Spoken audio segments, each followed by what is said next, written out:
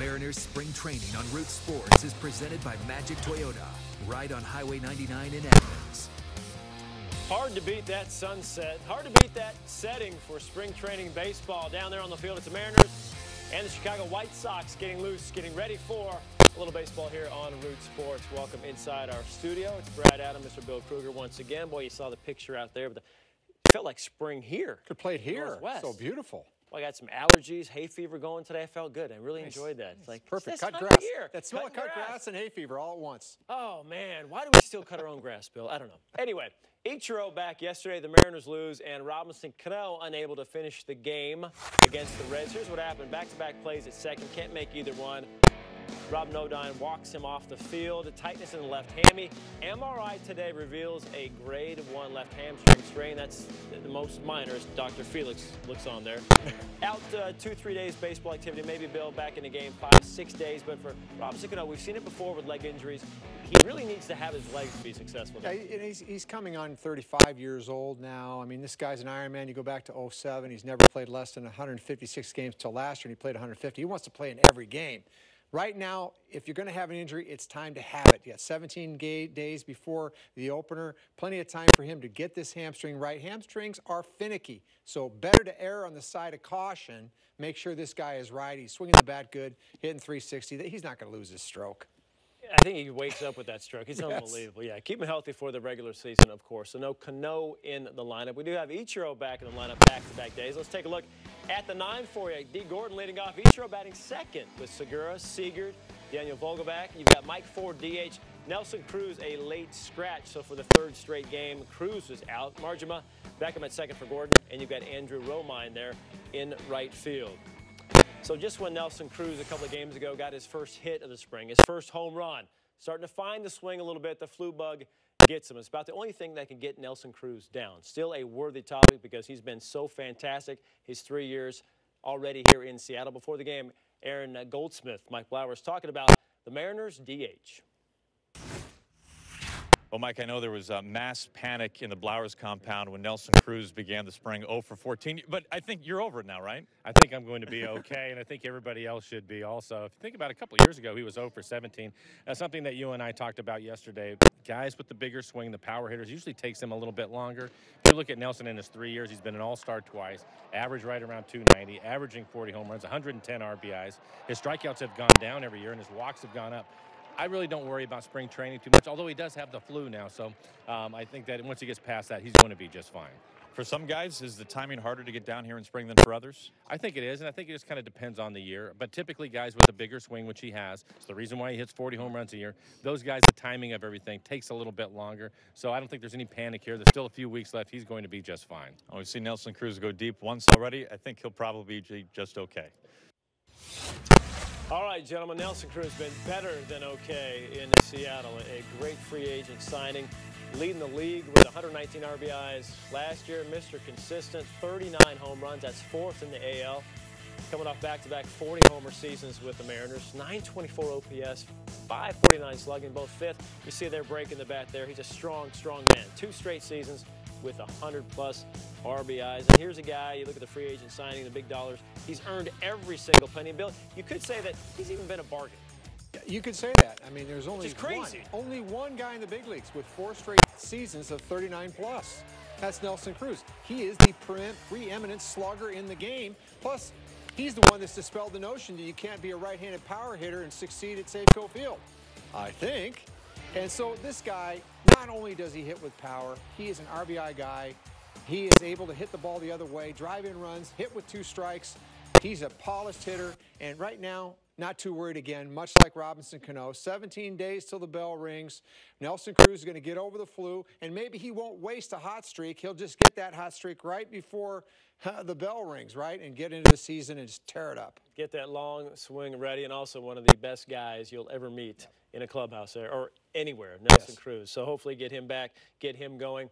Well, on the mound tonight, we got Marco Gonzalez, who's been really good this spring. He looks to continue that, looks to solidify his spot in the rotation. We'll talk to Bill a little bit about that. Break down Gonzalez, have the pitching matchup for you as we get you set.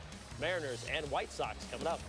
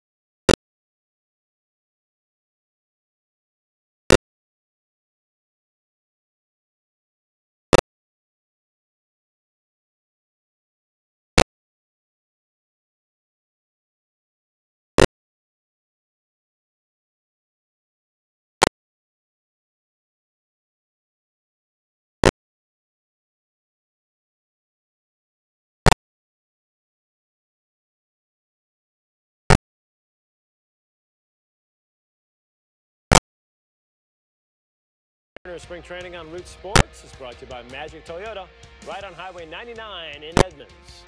And by Safeco Insurance. Find a local agent at safeco.com. Do more. Well, the White Sox trying to do more tonight against Gonzalez. Get Engel, a couple of Garcias. Davidson had a big power year last year for them at third base. Zach Collins catching. There's your 9 for the White Sox. A couple of major leaguers. Up a tall task tonight, though, going up against this guy, the lefty for the Mariners. Swing and miss, struck him out. Swing and miss, get him. Swung on and missed, struck him out. Strike 3 called, that'll do it. All right, there's Gonzalez, half of our Lexus pitching matchup. Tonight, Dylan Cease, I'm guessing minor leaguer for the Sox. But look at that, a 1-10 record, but a sparkling 328 earning. Some bad luck, maybe. Meanwhile, Gonzalez, 7 starts, 1-1, 5 for Ernie. But Bill, this is a guy who has impressed in the spring, and a guy the Mariners really are counting on to make the rotation. Yeah, he's had a terrific spring. 3 outings, 9 scoreless innings, 9 strikeouts, only 3 walks. He's been very, very good. Big reason, that pitch right there. Cut fastball, which he's broken out this spring. It's allowing him to use his fastball more. 52% last year. You see that number going up and allowing that changeup to be a much better weapon for him because he's able to set the hook deeper with the fastball. I would love to see Marco go 5. That's probably what they're shooting for with him tonight. Maybe see him throw a few more curveballs. That's a pitch that I think he needs to have to go with his arsenal.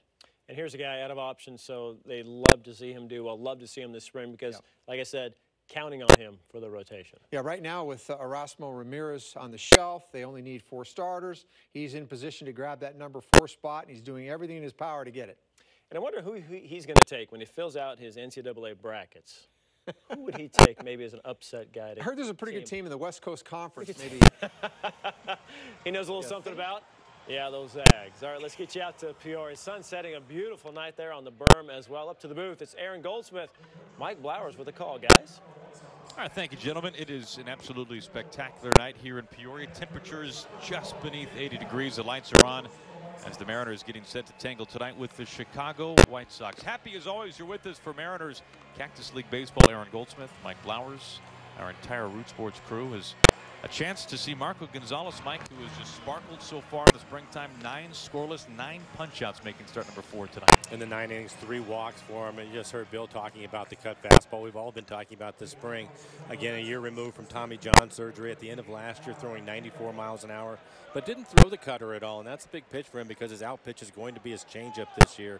And I think with the cutter to the right-handed hitters, it'll open up the outer half of the plate for his changeup. But so far this spring, I think everybody is thrilled with what they're seeing from him. Well, Brad just mentioned out of options. A lot of eyes on Marco Gonzalez entering camp, and he has been one of the best pitchers so far this spring training for the Mariners. As Engel jumps on the first pitch, D. Gordon having a chase after it, and first pitch, it's 1-0 White Sox. The first run allowed by Gonzalez here in the Cactus League. Engel taking a trip around the bases.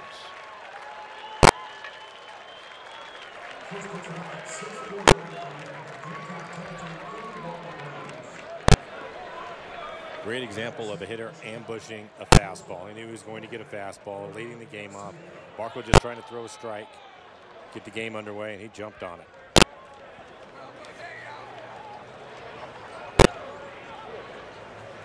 Now facing Leury Garcia.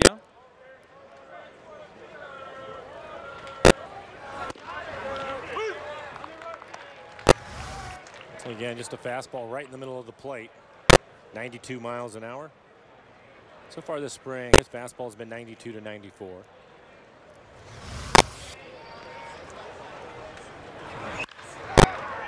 Shot foul, 0-2.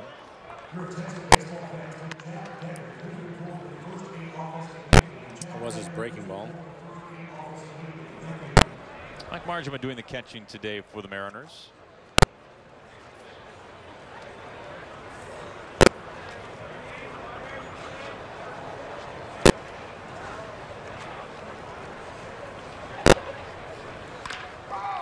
And on the hands, Marco Fields. Strong throw to first, route number 1. You've heard us talk about it with Marco. He's a very good athlete. Pretty good hitter coming out of high school, but fielding his position is not a problem. I had to laugh a little bit. I think it was last outing. We had Jerry DePoto here with us, and Marlon made a couple of throwing errors trying to pick runners off. We were making some fun with that, but nobody was concerned about it at all. Good athlete. Now facing Avisail Garcia, the Venezuela native, an all-star last season. His first all-star campaign.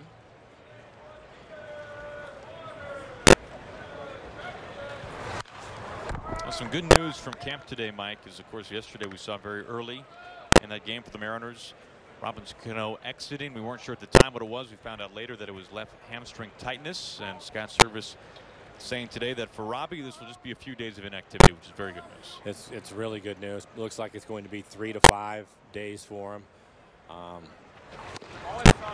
Pretty good cutter right there. Again, that's a situation where you have a veteran player that knows his body and knows how he feels, and the hamstring was a little bit tight, so instead of trying to play through it, he just walked off the field and getting some treatment over the next couple of days and hopefully back in the lineup.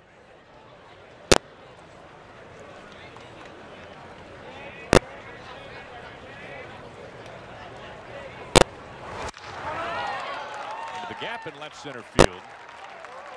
Gordon tracks it down. Garcia quickly hustling into second base. Scampers in there safely. It's a one-out double.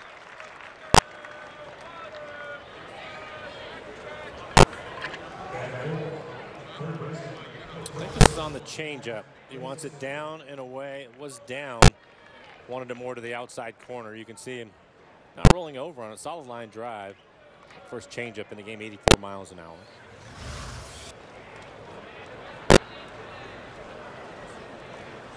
Here's Matt Davidson with 1 out and 1 on. An early 1-0 lead for Chicago.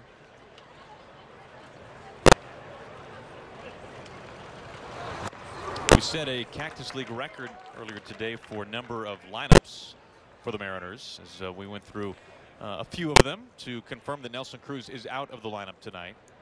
Nelson Cruz a little under the weather. Scott Service saying he had the flu, so he's missed a couple of days. Hopefully Nelly resting up and ready to go tomorrow. 1-1.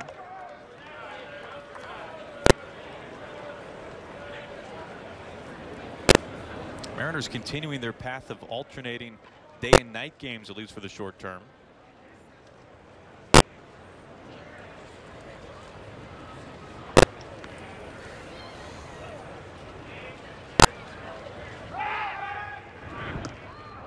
Keeping an eye on Garcia. Beckham getting the start at second in Cano's place tonight.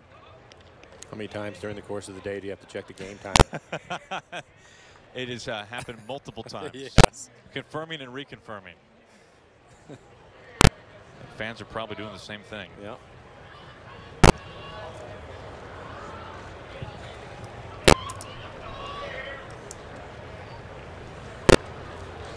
Now the 1-1. From a player's point of view, I was thinking about this earlier today, Mike. It got hot today. I mean, this is one of our warmer days so far, and probably a nice thing to be playing under the cooler temperatures of a 6:40 first pitch. Yeah, and you're still at that point about midway here in camp, and for Scott, I would imagine you look at the lineup today and some of the guys. I doubt that Seager or Segura, D. Gordon, I doubt they'll make the trip tomorrow to play the Rockies. It's a day game tomorrow, and some of the other guys that haven't been in the lineup today will probably get to start in that one. So you can still manage that, but at some point he's going to want run these guys out there 2-3 days in a row. But with the day-night situation that they're dealing with, probably will wait a little bit longer. Rockies have their complex over in Scottsdale, a beautiful ballpark.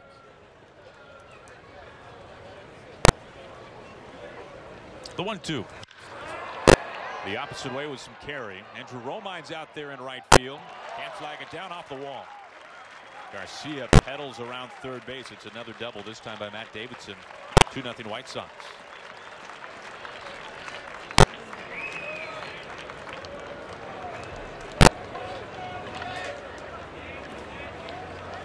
Now rough first for Gonzalez. The home run of the very first pitch. Now back-to-back two-base hits.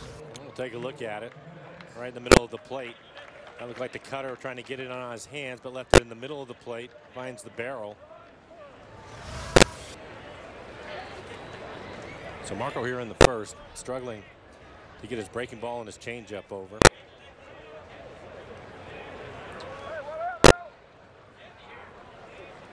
So his last outing, he was falling behind, was able to work out of it in the first inning.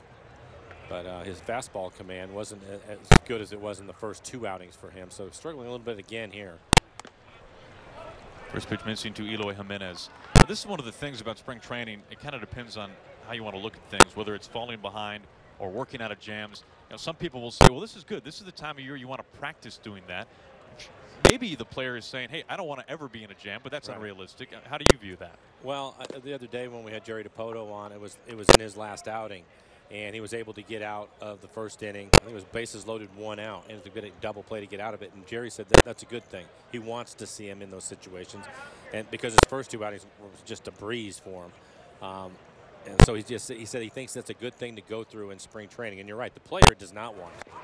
But as far as getting ready for the season, because these are the things that you're going to have to work on. These are the situations that they're going to happen, and you have to work on it. And right now, his job is to try to keep the score where it's at and get out of the first inning, hopefully settle down. I would imagine they're going to try to get him to 70, 75 pitches today, which I'm sure they were hoping were 5. He's already thrown 14 here in the first.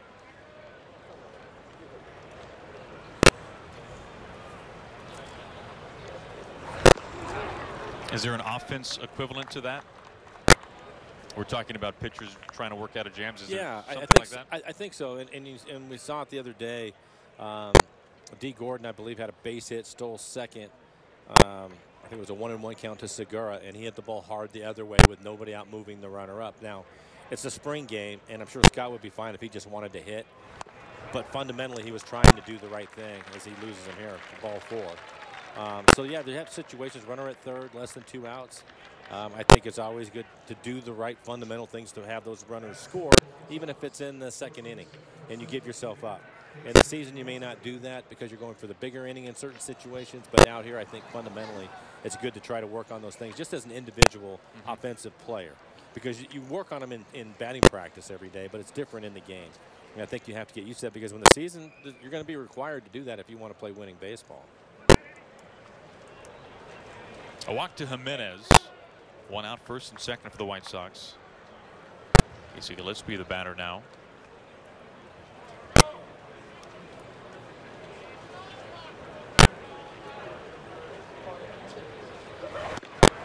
Strike 1.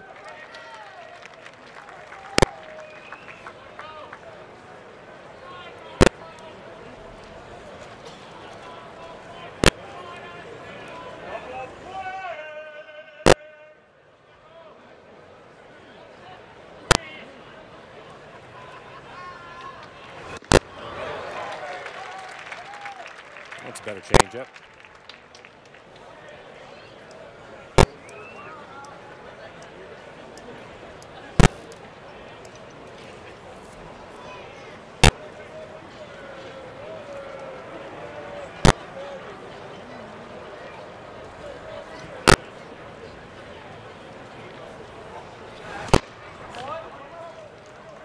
That's got to be one of the hardest things about watching spring training from just a common fan's point of view, is when you watch these games to be able to not look at the results so much when you are knowing that certain players, certain teams in different situations working on things. Just the other night we talked about a team putting a shift on maybe against a hitter that they wouldn't normally put the shift on against.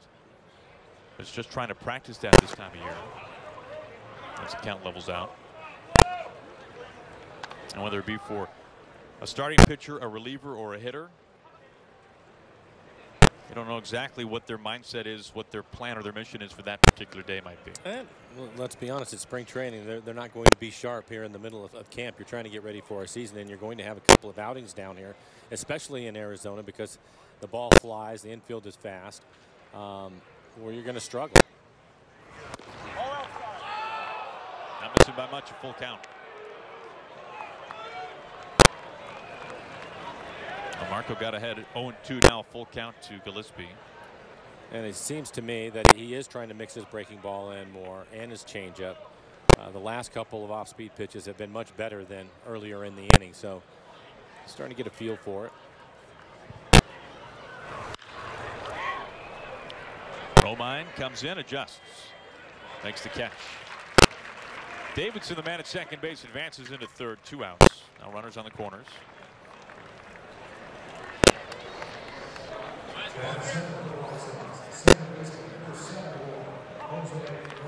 First and third for Chicago for Jose Rondon, the second baseman.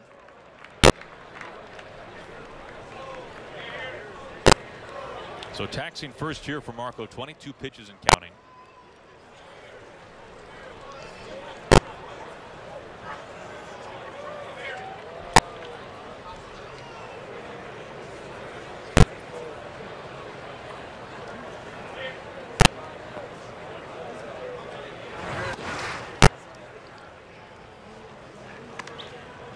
He misses with that breaking ball, but the last 2 breaking ball that he's thrown have at least been down. They've both been thrown for a ball, but down out of the strike zone. The first few that he'd thrown in this inning, he was leaving them about belt high, not a lot of bite to him. So starting to get a better feel.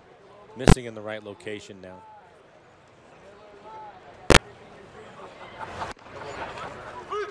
Evens it up 1-1.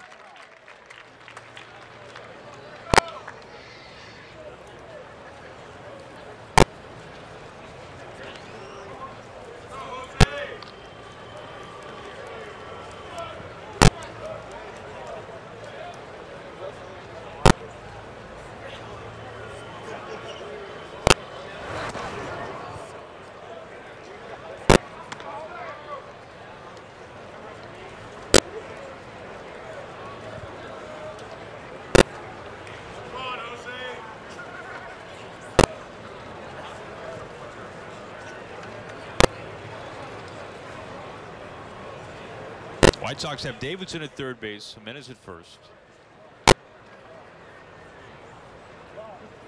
Gonzalez home with a 2-1. It's been a 3-ball count now to each of the last 3 hitters. Did have a walk mixed in there.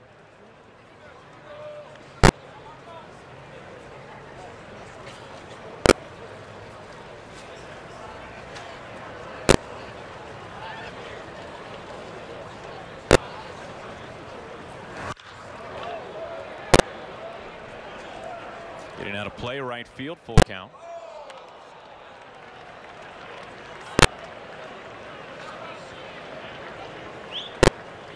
Now this is the really first stumble for Marco this spring. 3 previous starts for Gonzalez, only 5 hits, 9 strikeouts over 9 frames.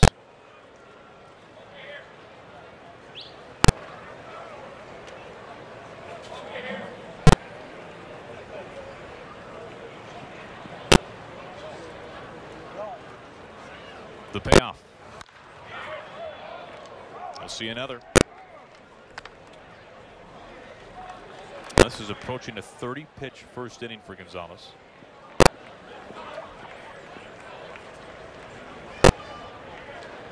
You know, I said that it would have been tough to play during the day because of the heat. As we take a look at Marco's build of his ball cap, I'm not so sure it's that much cooler tonight. He's working pretty hard here in the first. I take that back.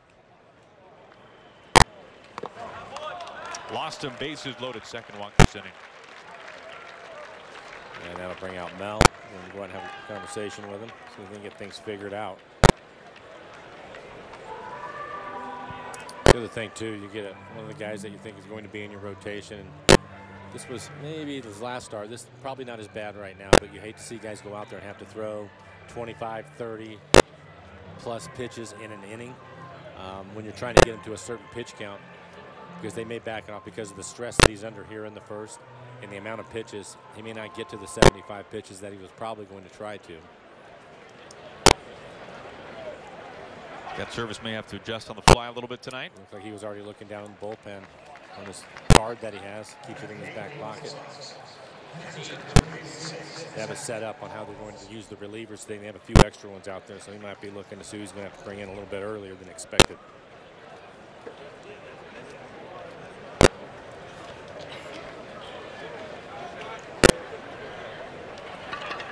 Zach Collins, the batter now. And he looks at ball 1. Now scheduled to pitch tonight, Nick Vincent for the Mariners. Also Edwin Diaz. Juan Nicasio as well.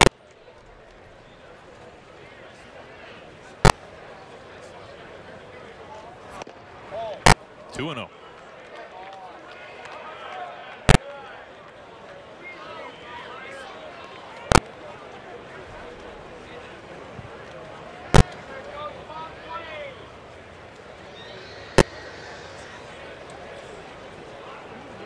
Bases loaded, 2 outs.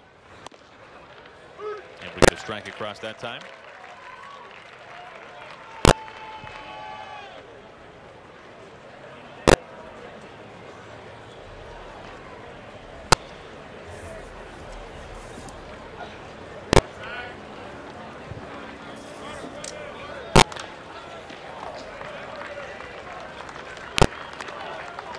It's like Brian Bonnell is starting to get loose in the pen for the Mariners.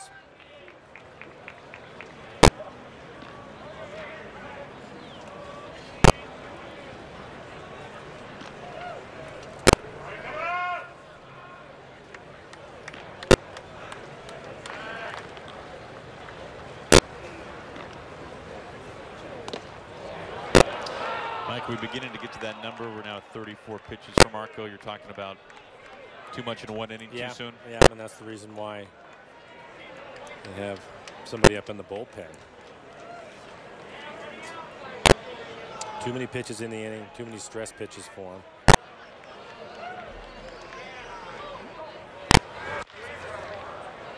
Seager at third base. Long throw on the money. And Marco Gonzalez gets out of a very taxing first inning. A couple of runs in for the White Sox.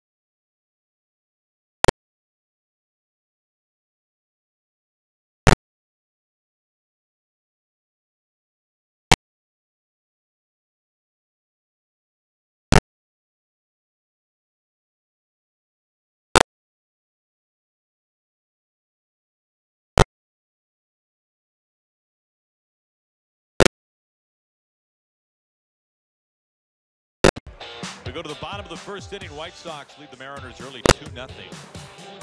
On a beautiful night for baseball. Temperatures just beneath 80 degrees here in Peoria. Dylan Cease, the starting pitcher tonight for the White Sox. Facing a Mariners lineup that leads off this evening with D. Gordon in center field.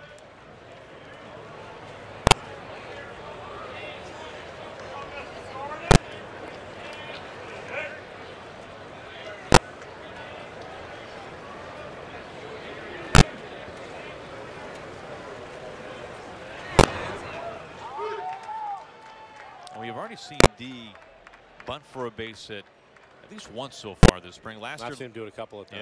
Yeah. Last year led the majors in that category. He's also your home run leader. You're right. 3 home runs on the spring. Mikey is the complete package. Yes.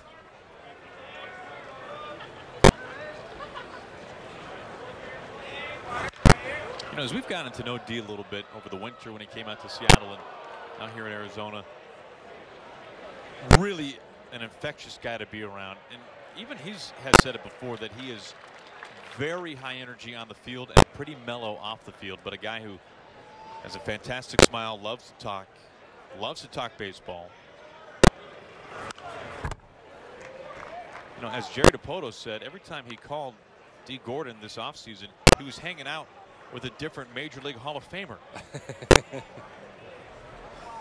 One time he called him and he said, "Hey, Jerry, I'm taking flips here from Barry Larkin. You want to talk to Barry?" Of course, hung out with Junior for a little bit. Yeah. As soon as he found out he was traded and would be in center field, it was a call to Griffey. And of course, this won't surprise you, Mike. I felt like I had to ask the question, and it was an amateur question. It was, you knew Junior? Did you? Yeah, I knew Junior. This seems like a relationship that's been in the works for a long time. This was nothing new just because of a trade. And then I got to find out that he sat with all the guys in Cooperstown.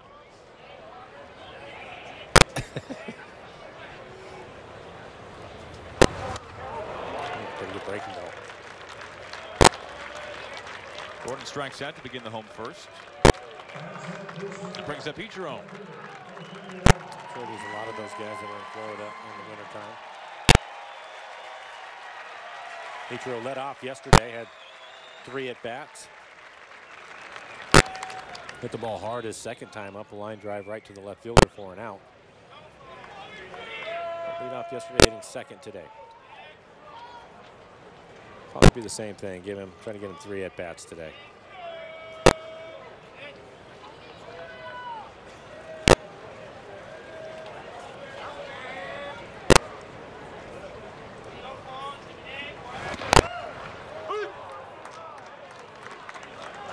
Mile-an-hour fastball strike to begin the at-bat. Yeah, we just saw he has a pretty good curveball too.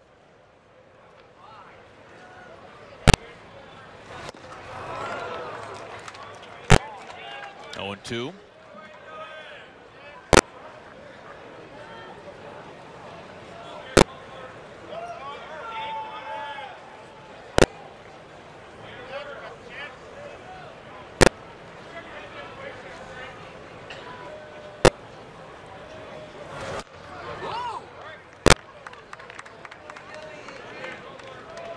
Touching 98 that time from Cease.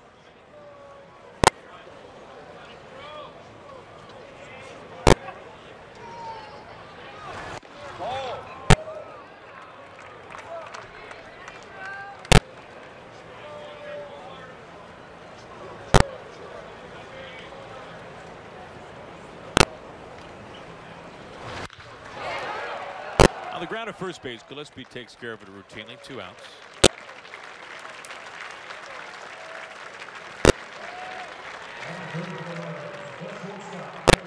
That brings up Gene Segura batting third tonight at short for the Mariners.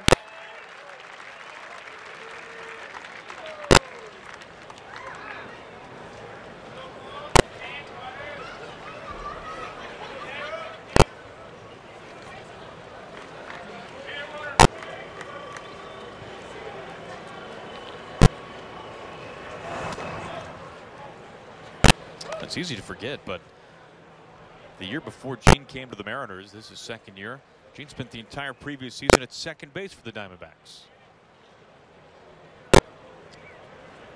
Being acquired by the Mariners, a chance to get back to his more normal position at short.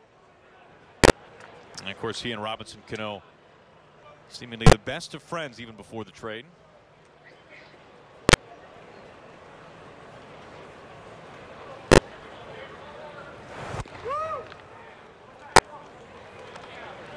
Segura had 3-0 with 2 outs and nobody on. Last 3 fastballs, 98 miles an hour. The young man is throwing hard. It's 97 over the plate for a strike.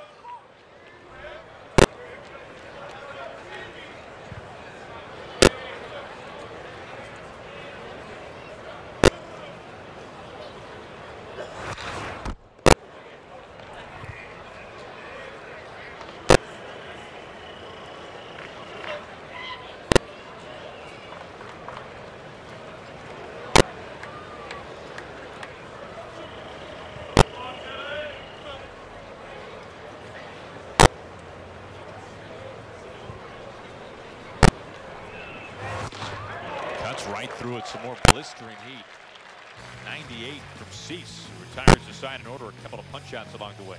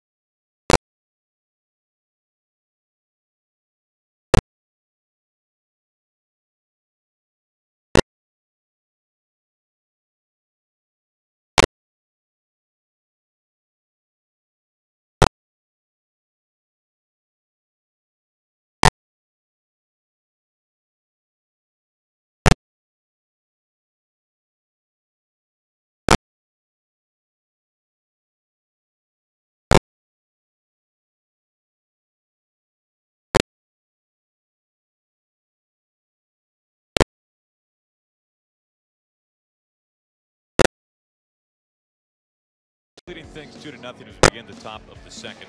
Experience the excitement and tradition of opening night at Safeco Field on Thursday, March 29th. Enjoy fireworks and red carpet introductions as we welcome back Robinson Cano, Nelson Cruz, and your favorite Mariners. Plus, it's your first chance to see the newest Mariner, Dee Gordon. Check out mariners.com to pick up your tickets. As we begin the second, we welcome on the screen Mariners catcher Mike Zunino. Mike, it's been good to catch up with you a little bit over the first couple of weeks at camp. How are you feeling, man? It's good to see you. Yeah, feeling good. You know, it's nice to get the ball rolling here. Obviously, we're hitting this home stretch of spring training here. Guys are starting to get extended out in playing time, so it's nice to start feeling good rolling into season. Mike, Aaron asked me a question. We heard that we were going to have you on here in the second inning. And he said, Mike's not in the lineup. Why is he even here? I said it with such a smile, Mike. I said it with such a grin. So why don't you go ahead and answer that? Yeah, you know what? I've actually been treated really well. Skip's given me some days where I haven't been playing, where he's let me go home and enjoy some time away from the field. But, I mean, as we ramp some stuff up, we got the full lineup in here today, and definitely wanted to see Marco throw and see these guys going as we ramp up everything. What are your thoughts on Marco so far this spring? I know tonight's been a little bit rough. Yeah, but I've been really impressed. Yeah. You know, it's one of those things. He's come in. Obviously, last year when he came back from injury, he didn't have the cutter. And it was one of those things where he just wanted to take it easy with that. But seeing that pitch, it really shapes the rest of his pitches. I think he's done a good job of establishing that fastball, throwing to both sides of the plate. And I think he's going to be a big key for us this year. No, Mike, we want to talk to you about some pitchers, but we also really want to talk to you about your game. Mike and I have mentioned on the air the last couple of days how good it must feel for you to come to Arizona with your approach and the overhaul that we saw last year in place and rooted, as opposed to, of course, last year having to do that midseason. How much more peace of mind and how much more relaxed are you now that you have that firmly set? Yeah, much more relaxed. I mean, obviously, starting the spring, I didn't get to the hottest start, but it's nice to know that there's little adjustments to be made. And as you go through stuff, your timing comes into place, your mechanics fall into place.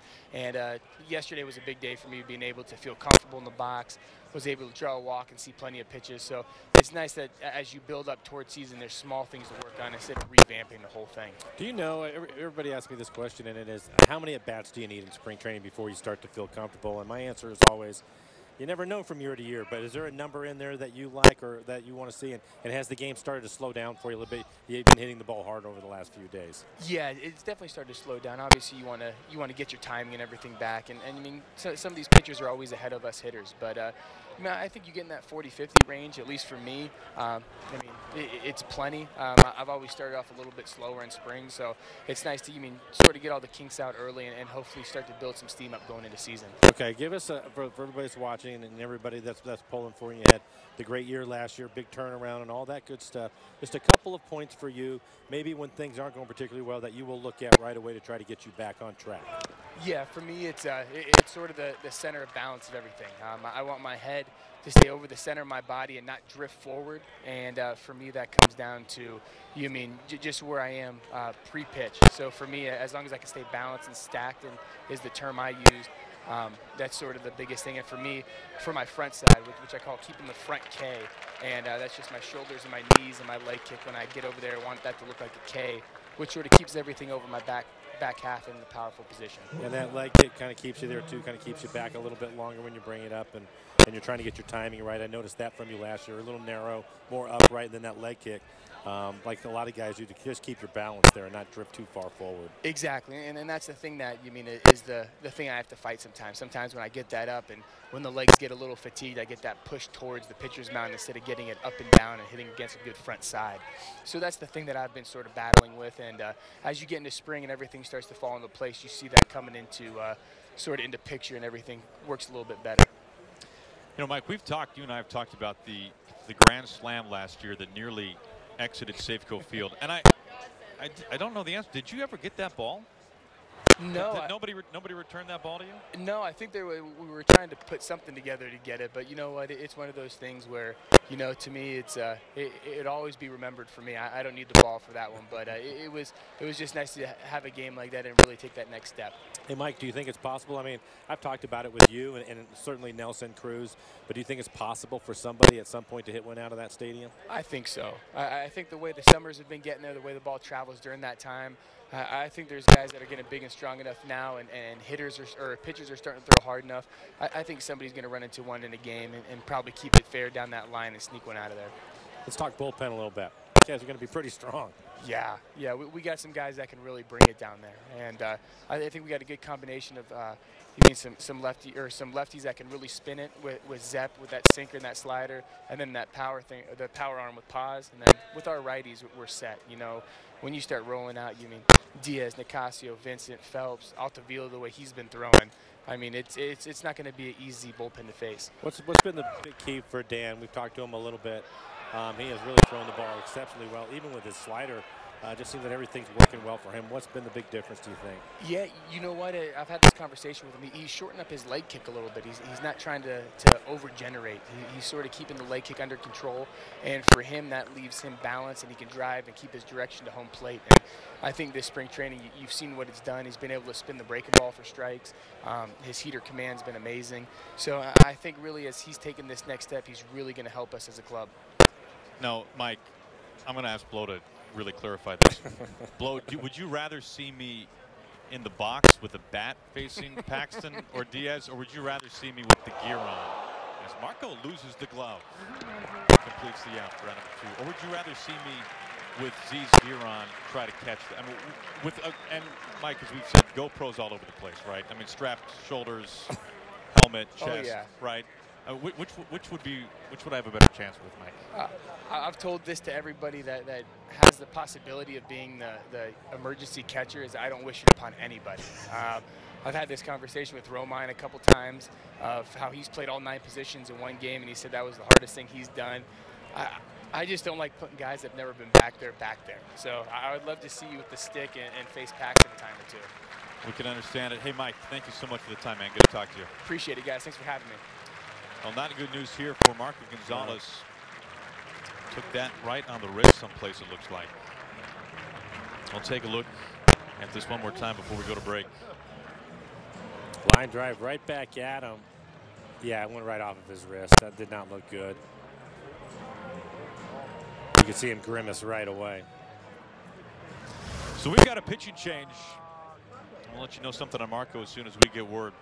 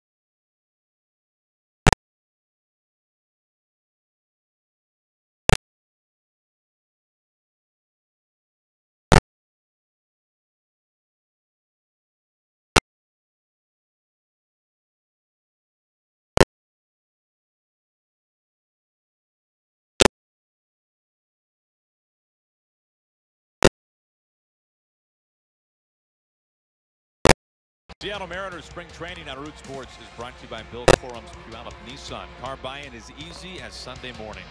And by Steel. To find your local Steel dealer, visit steeldealers.com.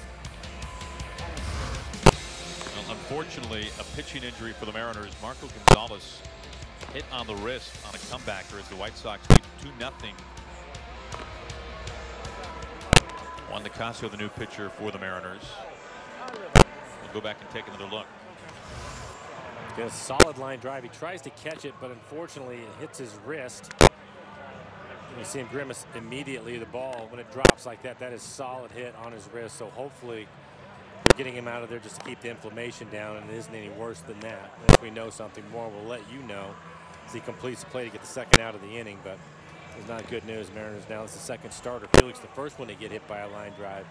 and now Marco Gonzalez. And a little bit of news on Felix today. We were talking about him getting hit with the line drive. Yeah, flat ground session went well for the King today. Likely a bullpen session tomorrow, so things progressing there. That could have been disaster for Felix. It's great news. That's great news that he's going to get in on the bullpen and start throwing again. I know he's done some flat ground and some long toss, but I said we're about midway, so it's good timing for him too to get back up on the bump. And hopefully Marco won't miss much time at all. And they're trying to map out the rest of the bullpen for this game tonight.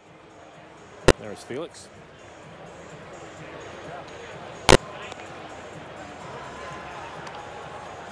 Erasmo there as well on the mend with a lat injury.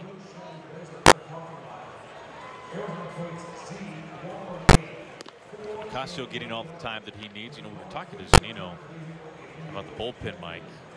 And we were mentioning this yesterday afternoon, I should say. Ocasio is such a huge addition to this bullpen. You look at his fastball slider mix, his ability to work multiple innings, his experience working late in games. And this is a big add by Jerry. Yeah, this is something about spring training too. Don't be confused by it. Typically, the more veteran guys, the guy that you're sure are going to be on your team that are coming out of the bullpen, they'll get them in the ball game early. Diaz, they might put him in the 9th inning, his last outing, maybe his last 2 outings of the spring. Right now, they just want him to get their work in and get him off the field. So, Ocasio is somebody that will pitch in the 7th and 8th inning, probably even close on nights that Diaz is not available.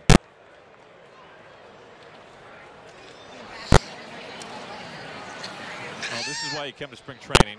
Bring the family out. Good night to be out on the berm.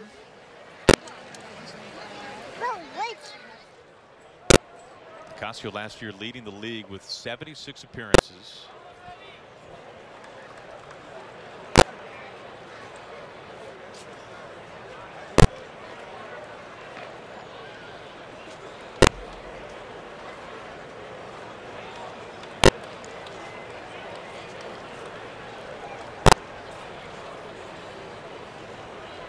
Abisail Garcia, the batter.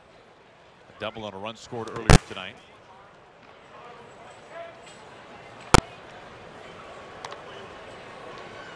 Another thing about Garcia, aside from kind of a freak injury a number of years ago, he has been one of the most durable relievers in the game. He spent his entire career in the National League, broke in with the Rockies back in 2011.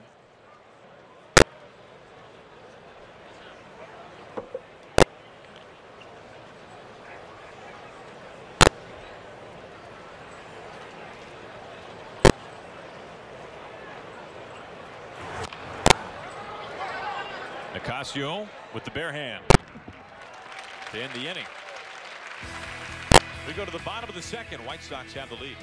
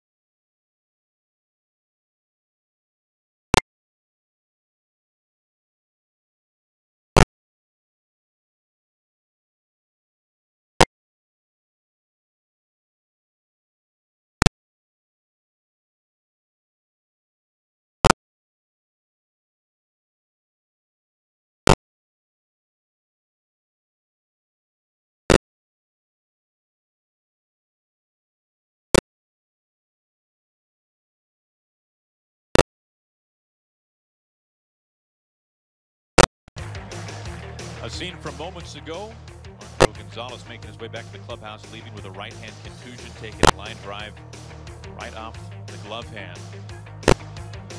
Alongside trainer Rob Nodine. Go back and take a look at that.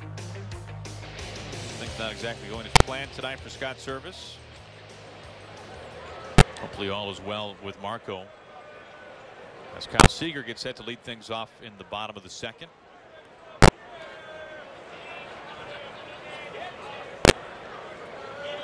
And put the shift on for Kyle.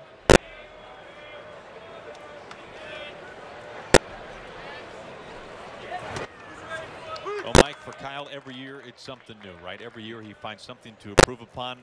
What's it going to be this year for Kyle Seager? That's a good question. It's something I was talking to Edgar about him, and we saw it early in camp. Kyle's having a very good spring, but he's using the entire field. He's not trying to pull the ball as much, and you can see they have the shift on right now. And Edgar said something about it, and I don't know. I'll have to ask Kyle. But Edgar said something that he's doing it because of the shift, and he thinks it'll help him with his average. So with Kyle, I think he's somebody obviously collected a lot of hits when he was coming up through the minor leagues. He used the entire field when he first broke into the big leagues, but then once he moved over to third, he wanted to hit for more power. His power is to right field, so concentrating on pulling the ball more, and he's turned himself into a guy that's going to hit 25 home runs a year. But I think the next step for him is going to be raising that average, and if that's going to happen for him, he's going to have to go back to using the entire field, because then they won't be able to set their defense up on him like they are right now. Because it doesn't. We've even seen it in the spring, where they'll have a shift the first, maybe the second time. He'll hit the ball the other way, pick up a hit, and then all of a sudden by the time he comes his third time, they're more straight. So I think that's something that would really help him, and it's something I talked to Edgar about.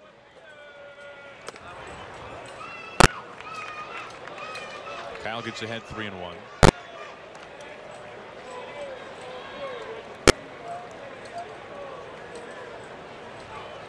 One of the really impressive things that we've seen in Kyle's game that can be easily overlooked if you're just kind of painting with a broad brush is his power left on left. It's among the best in the game over the last few years, as Cease wants to talk things over. Well, again, that's something that he had to work on. He went into the winter. He wanted to do a better job against the left-handers after a couple of full seasons at the major league level, and he certainly has done that.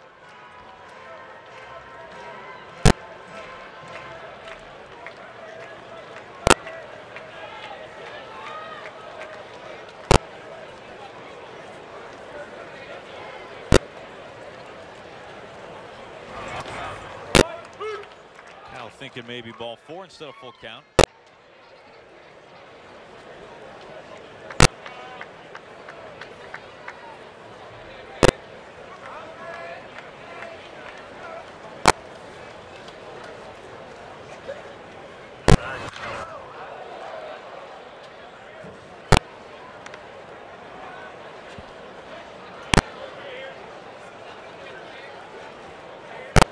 Did you ever smell your bat after a foul ball, Mike? I mean, this is a thing. Every now and then. Yeah. Like Ted Williams talked about this. Yeah. The wood burning. Out towards center field. Base hit. Kyle Seager all the way to the base of the wall. Stand up double for Kyle to begin the bottom of the second.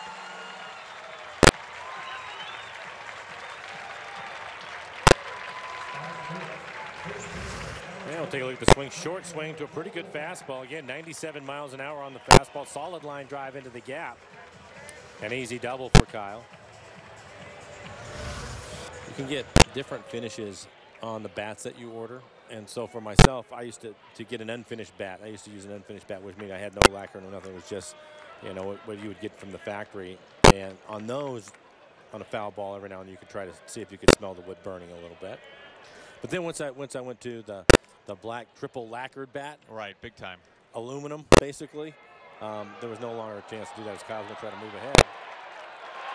Got him. Oh.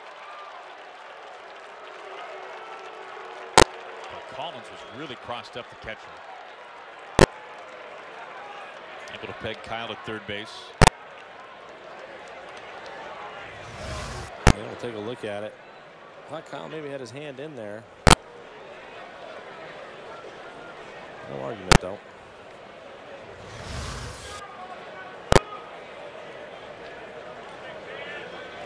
Taps away that leadoff double. Vogelback, the batter.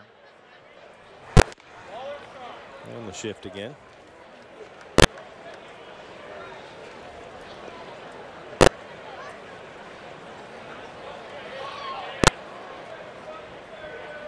Vogelback having a fine spring. 478 with a couple of home runs.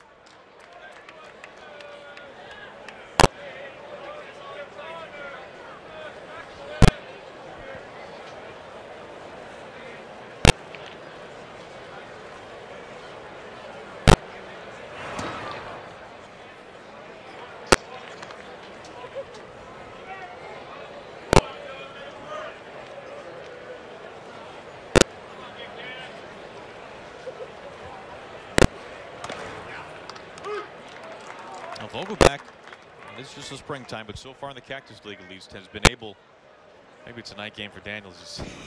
You see a yawn there. Daniel has been able to maintain a disciplined eye at the plate and yet still manage to hit for some good power. Not always an easy thing to do. I think he's been much more aggressive this spring, which is something that the Mariners wanted to see, quite frankly.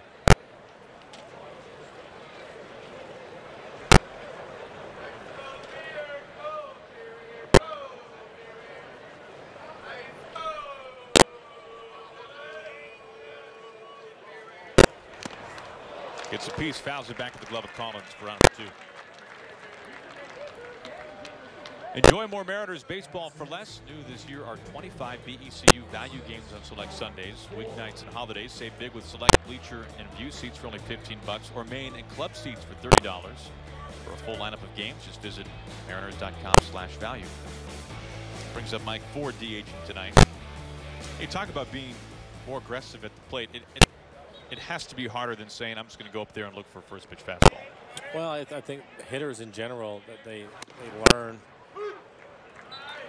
and have different ideas of what they're trying to do. Some guys want to go up and work count, so they're going to be a little bit more patient. Some will be more patient in their first at bat to get a better idea of what the pitcher is doing.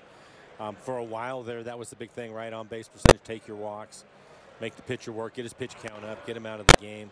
I think that the game has changed, though, and the biggest reason why is the velocities that we're seeing. And all of a sudden, guys aren't in a hurry to get to an 0-2, 1-2, 2-2 count and have to deal with a guy like this throwing 97, 98. So all of a sudden, you start to see hitters in general start to be a little bit more aggressive. And I think that it's better for the game. I like it. I like to watch it played that way. But I think the key is you have to be aggressive in the strike zone. And that's something you'll hear hitting coaches talk about all the time. I want them to be aggressive. I want to be aggressive in the strike zone. Down swinging. 97-mile-an-hour gas from Cease. Works around that leadoff double. Mariners trailing through 2.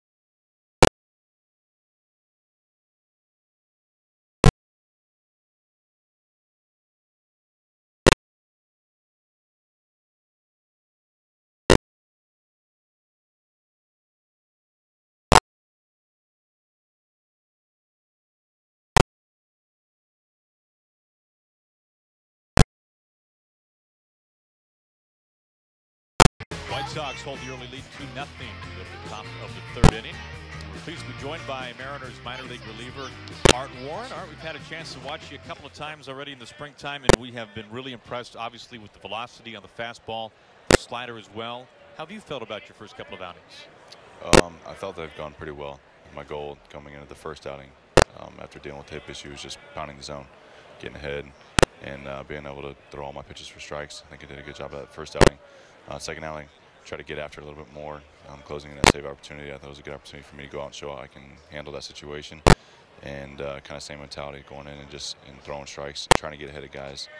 Did that a little bit better with the final batter of that outing, but so far that's my goal heading into the next outing as well.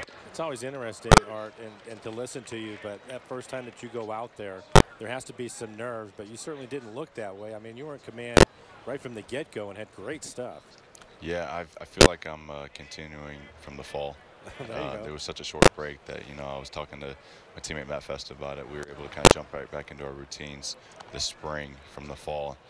So I think that had a lot to go into for me going out there and feeling a little bit comfortable in that first and second outing. Is there anything in particular you're working on this spring that you want to start the season with? Honestly, so far it's just getting a feel for the big league ball. What's the difference? So the seams are a little bit smaller, a little bit slicker. Having a difficult time spinning the ball, curveball. The slider is there. Fastball's still there. Fastball moves a little bit more with the ball. But for me, it's just trying to be able to get the consistency in spinning my breaking ball, my curveball. So, Art, you bring up the fall. Let's go over, for those who weren't following the Modesto Nuts and the Arizona Fall League last year, let's go over last season for you, because you transitioned full-time to the bullpen for the Mariners, and you not only closed out the Cal League championship game, you closed out the Arizona Fall League championship game. What were those moments like for you? It was a blessing, first of all. It was very exciting, and thankful for the opportunity to do that. Just going through the entire year at the Cal League and having the opportunity to put the final nail in the door for the Modesto team, for us to accomplish what we set out for back in spring last year. It was awesome. I was glad that I was able to like I said, seal the deal for us. We're excited to get a ring soon, and then heading into the fall, it was just an honor to play in the fall, and then for us to get to the championship and for me to close that out as well.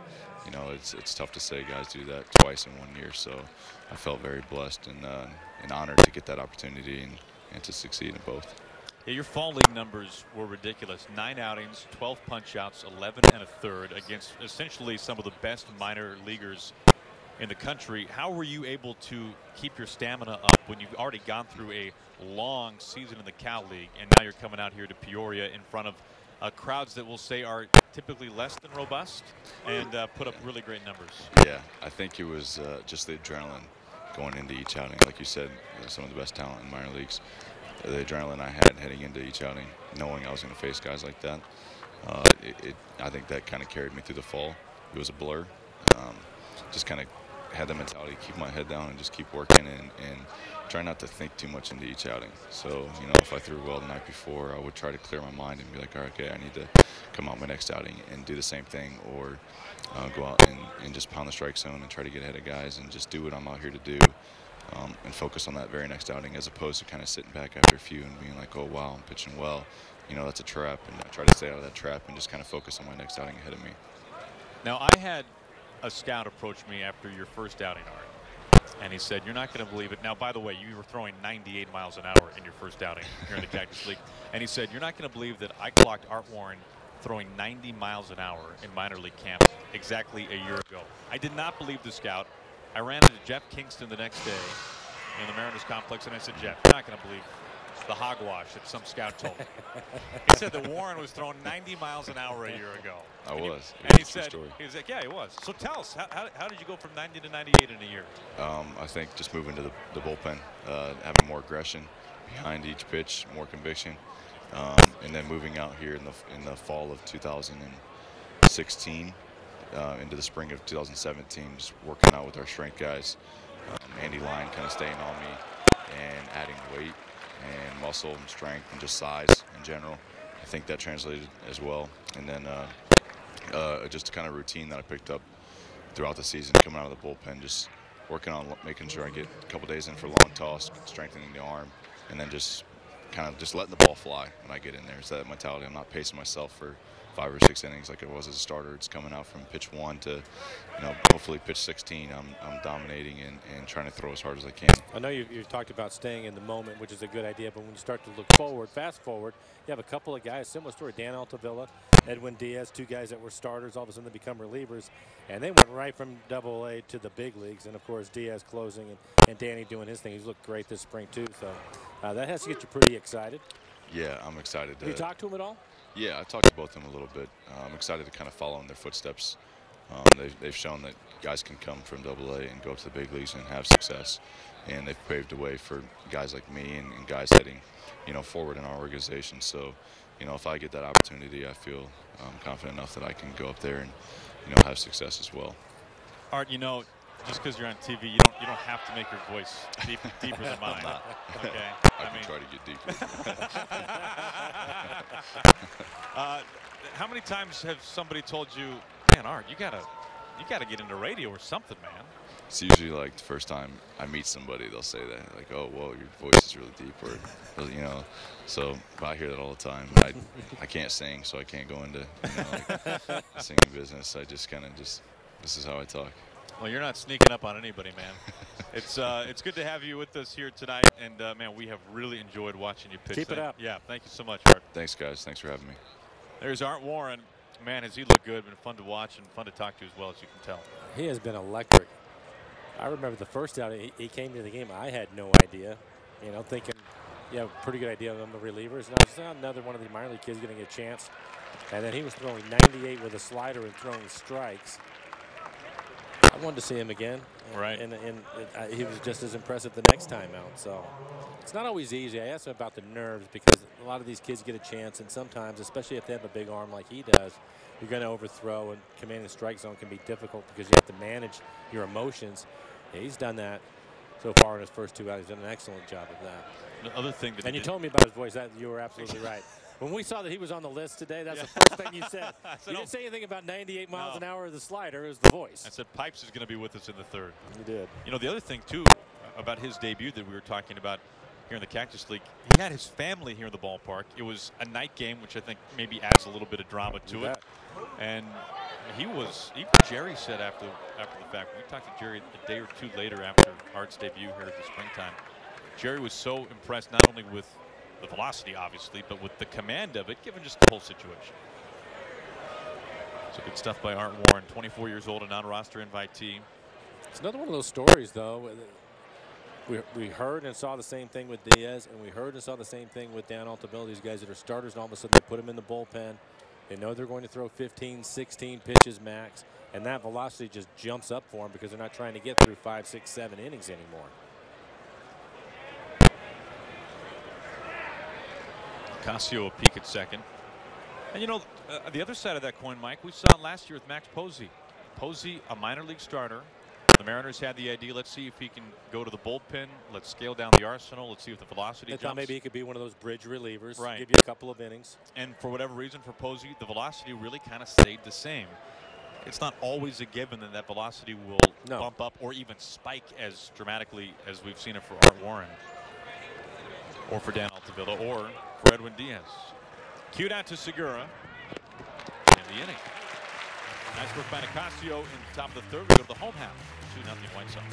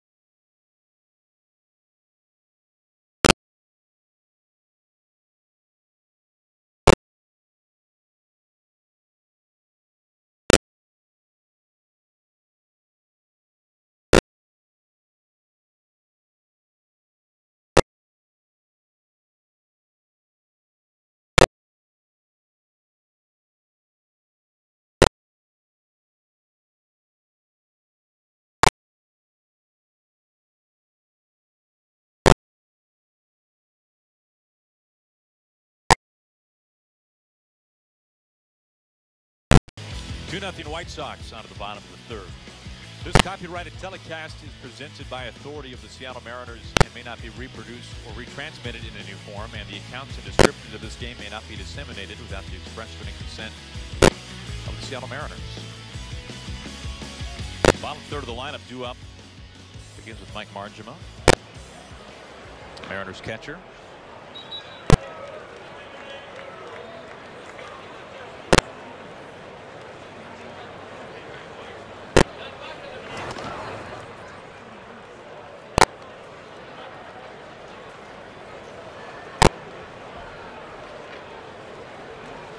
Cease has been throwing hard tonight, touching 98. He's been impressive. Very good curveball to go with a good fastball.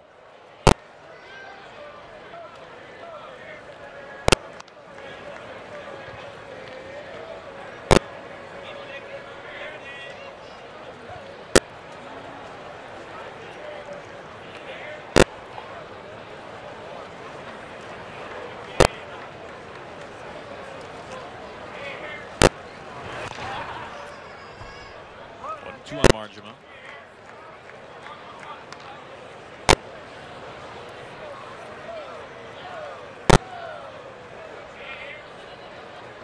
Margema last year at the very end of the season with his first big league home run. Pretty special moment for anyone, especially considering that it came in Anaheim, a California guy. Plenty of family there.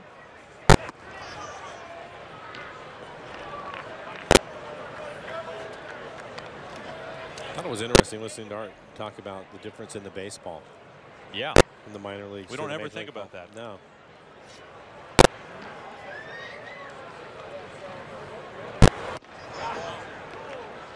That begs the obvious question, Mike. Why not just have the same ball? I would agree.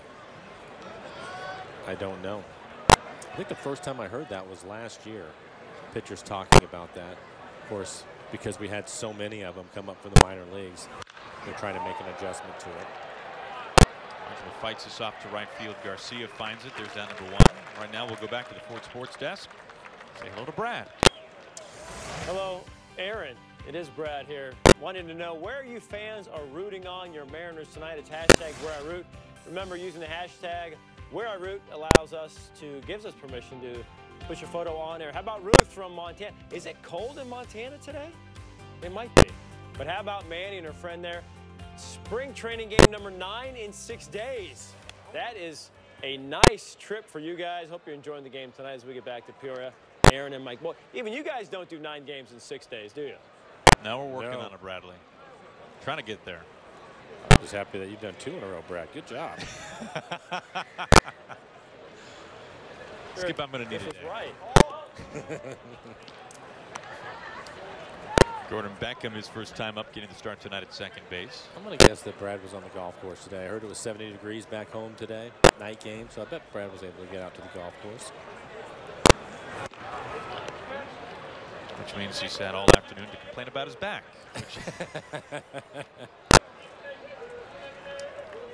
3-0 on Beckham.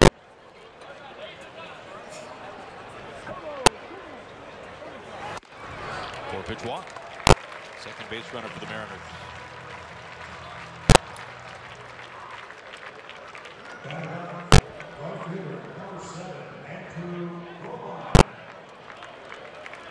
One out, one on for Romine.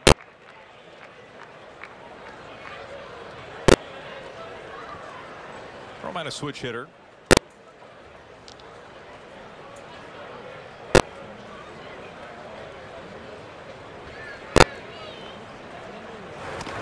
Romine, a veteran utility guy, 8 big league seasons. His first 4 with the Angels, his previous 4 with the Tigers. Romine claimed off waivers from Detroit in early November.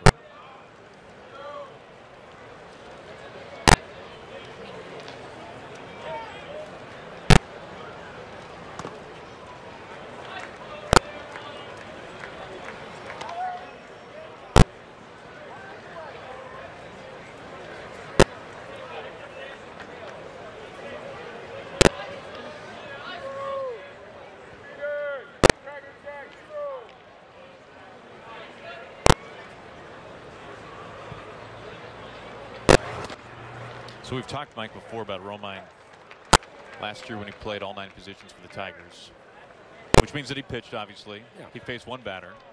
He retired Miguel Sano. That's the guy you're going to go face. Go get him. No, thank you.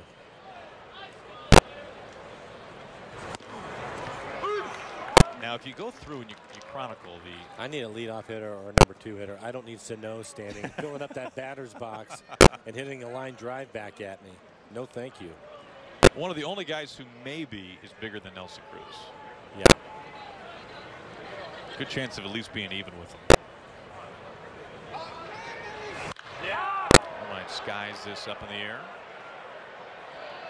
Davidson, third baseman, waits a while. Can't make the catch.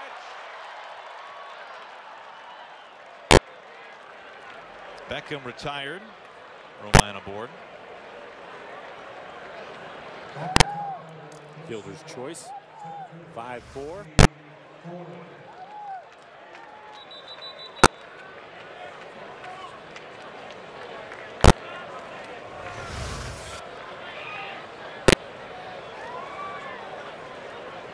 Two outs, Romine at first base.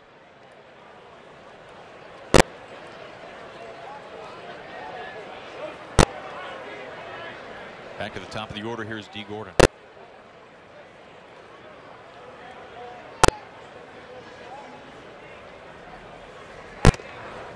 Now, when you think about Romine getting Sano, of course, he was only the 5th player to ever do that, play all 9 positions. Would you rather face Sano or, you know, the 3rd guy to ever do it? I beg your pardon, the 2nd, Cesar Tovar. Played all 9. Ready for this? Retired Reggie Jackson.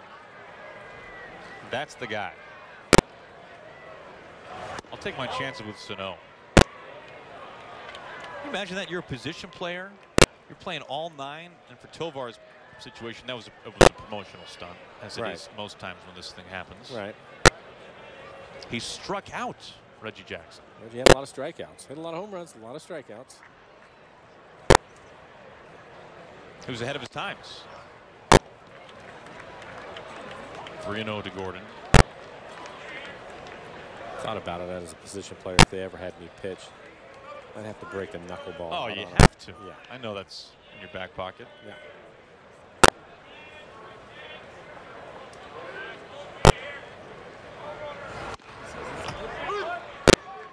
Three and 1.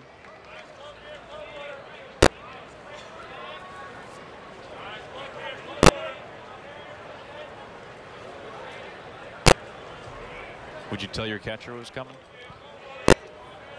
He would just laugh anyway. Wouldn't have to tell him. It would be a 60-mile-an-hour fastball with some late cut. Yeah. I can just see it, right? I'm on the mound. I wave Z out there. Hey, Z, come out to the mound for a second. Let's go over this real quick. He'd probably never leave home plate. I got a BP fastball and a knuckleball.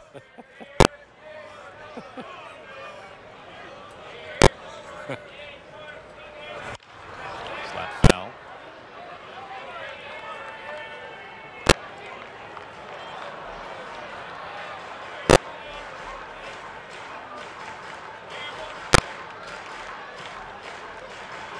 Token Reds fan. It was last year Leonis Martin making his Cubs debut as a pitcher, which we found very entertaining. Great arm. Great arm.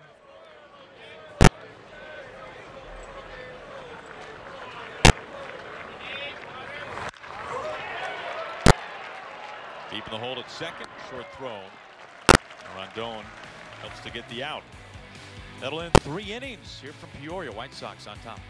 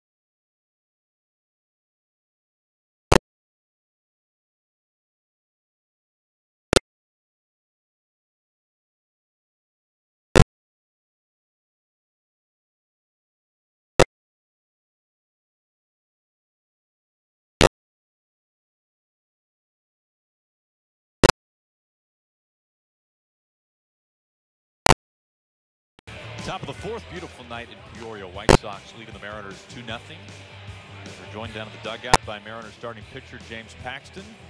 James, we've had a chance to watch you a number of times so far this spring training. How are things feeling?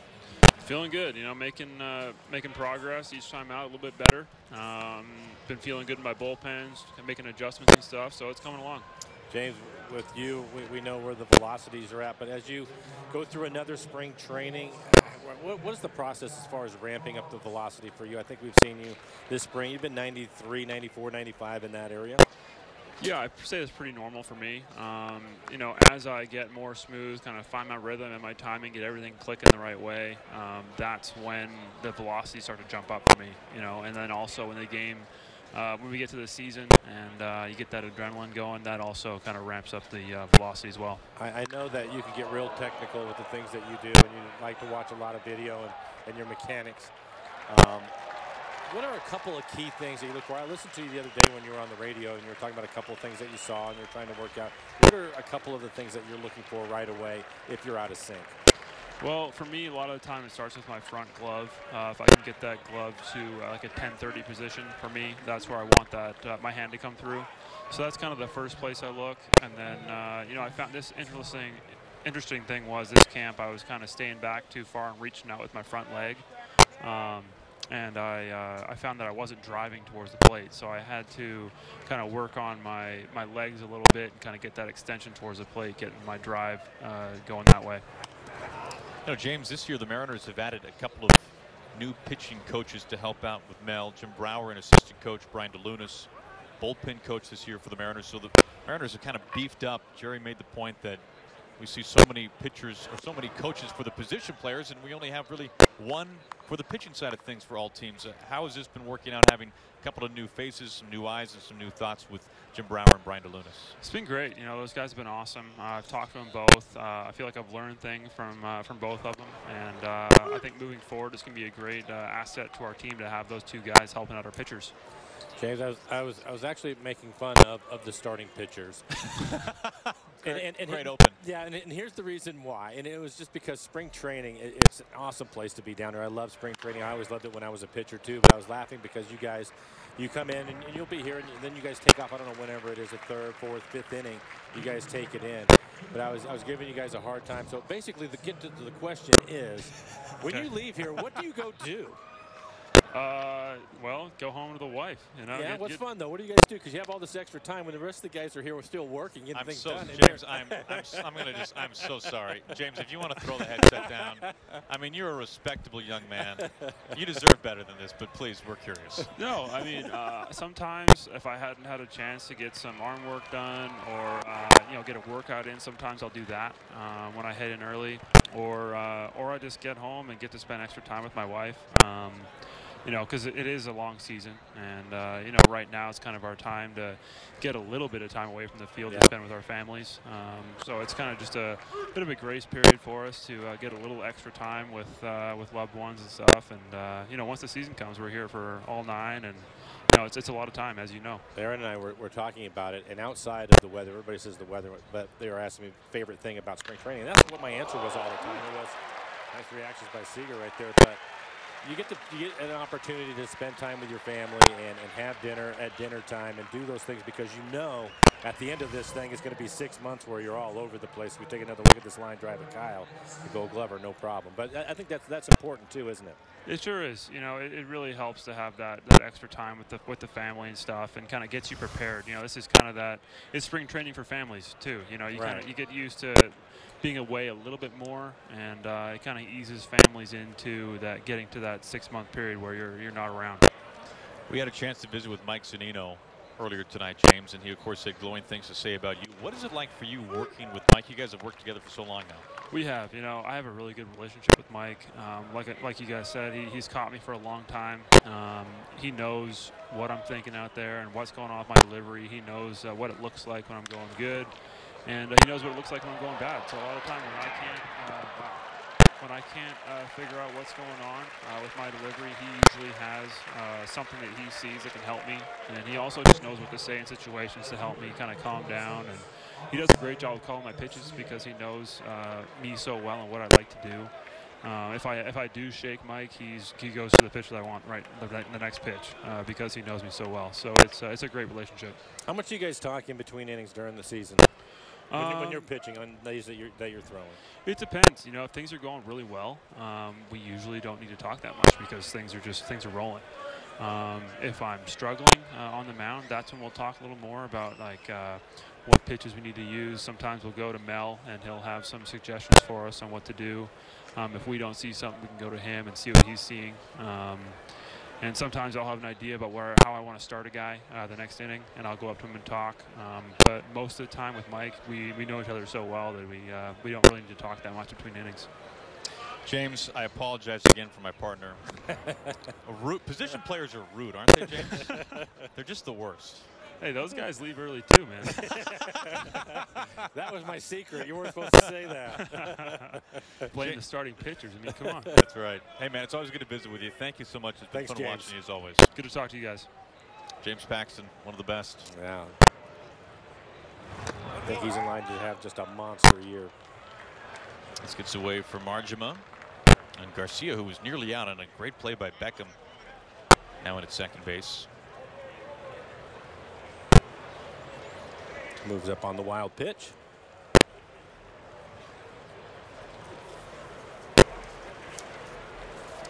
Now, James about as humble as they get, and one of the most approachable guys you'll find in baseball.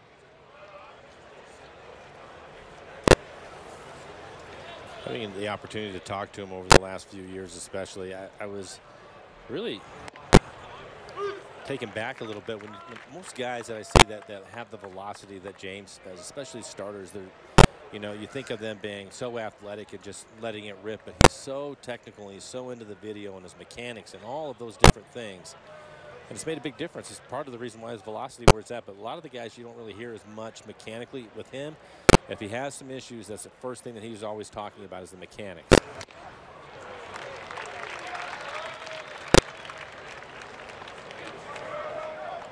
I've never heard a pitcher refer to their glove in the 10-30 position, Mike. 10-30 position. That's what I'm talking about. Exactly. It is that way. Or, you know, when he was talking about his balance and not pushing off and all the different things. Last year for me, I remember right after he was on that really good run, he struggled a little bit. And he was talking to me about his landing spot. And you're talking about inches of where he's landing. And this is a big man out there throwing really hard. But it was that important to him. And then he goes out in the bullpen and works it out. Ties up Garcia. Zabchinski working here in the fourth. Gives up the home run, but strands Garcia at second base.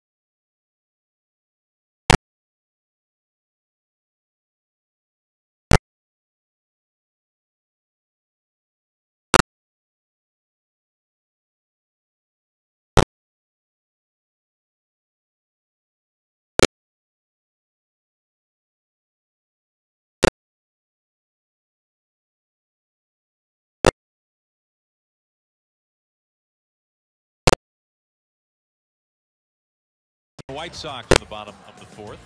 For the Mariners flex plan, choose a location and games you want to see, all while receiving significant savings over single game prices. Whether purchasing a 20-game or 40-game plan, you'll become a Mariners season ticket holder and gain access to just terrific benefits. You can pick out your plan at mariners.com/flex.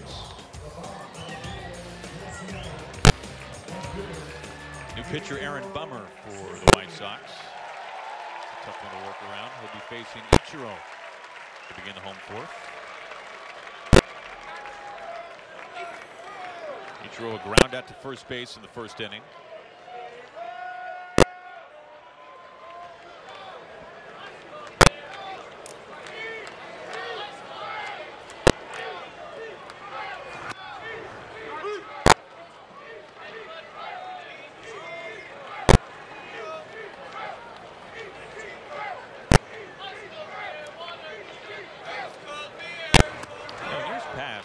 Pageantry that goes on at opening day at Safeco Field. Yeah, I think you could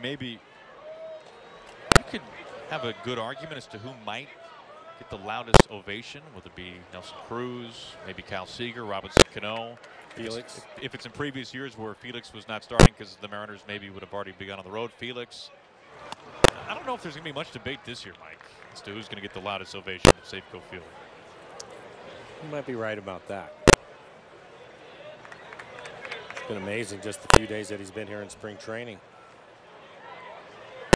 On the coverage for Ichiro. And if you missed it, this is just his second game. He started yesterday, had 3 at-bats. And right outside the parking lot at about 8 o'clock in the morning, all of those guys with their cameras. Getting a shot of Aaron driving in. You know, I'm a proud minivan driver, Mike. But that's typically when there aren't $8,000 telephoto lenses nearby. And even though you know that they don't know who you are, they don't care, and they're not taking pictures of you, just know that there's the chance it might happen. Well, I like the fact that yesterday morning when I was watching you come in the way that you slowed down and you put the window down. I mean, I felt like I might as well soak it up, right? Yeah, well, the problem was when I took both hands off the wheel and gave the double shooters. And that's when I think it rubbed some people the wrong way. That's why they left. Yeah.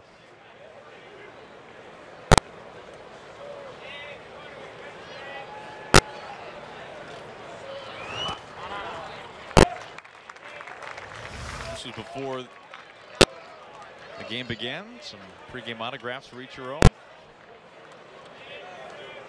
I like the guy. Yeah, I like this one with the painter's tape. I mean, Ichiro can't mess that one up. It works a lot. On board for the first time.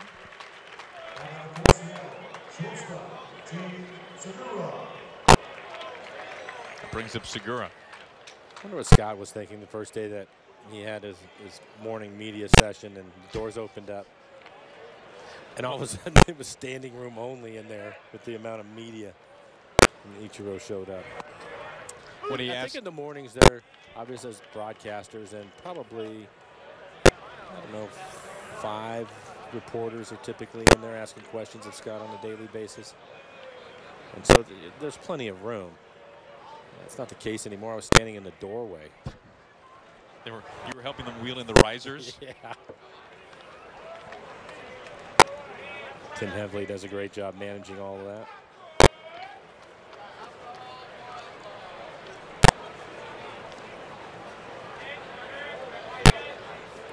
Ichiro at first, nobody out.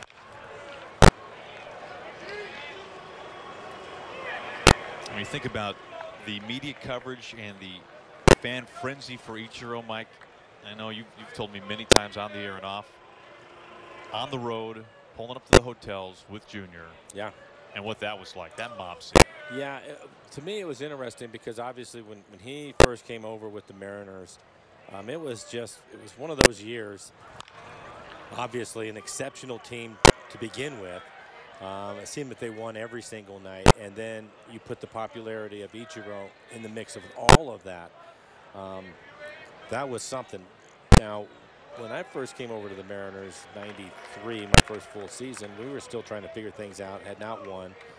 And we had a hard time drawing at home for obvious reasons. We would go on the road, and it was amazing with the hotel and the ballpark and everything, and it was all because of 24. And for somebody as young as he was at that time, he handled it great. But it's, as far as the coverage and the media and the amount of people, very similar.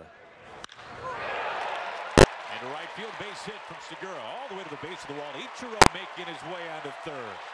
Ichiro steaming home. Ichiro scores standing. Segura slides to third, safe with a run-scoring triple.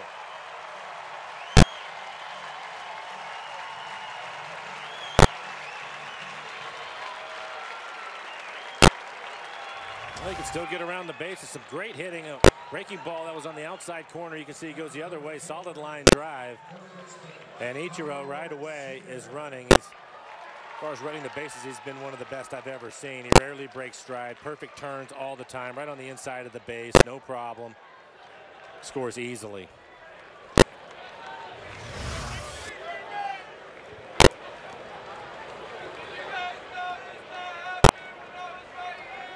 Mariners on the board for the first time.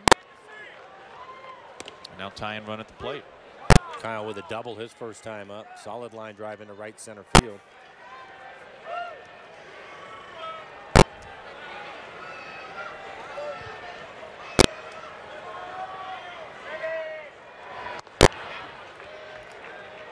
You know, maybe we should not be surprised or impressed by Ichiro on the base paths, but that's a 44-year-old man who just motored around that easily. Exactly. At 44, I'd had to call a timeout. Freeze the action. Catch made. Garcia loses his feet for a second. Now, is that halfway to second or halfway to third you're calling for the tee? Oh, halfway to second. Absolutely. Stop a couple times. Here's out number one.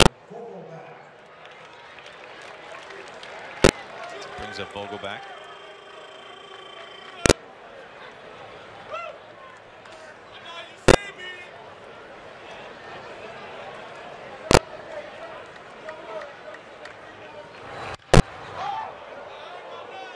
Well, you're the young man in the booth. You score on that?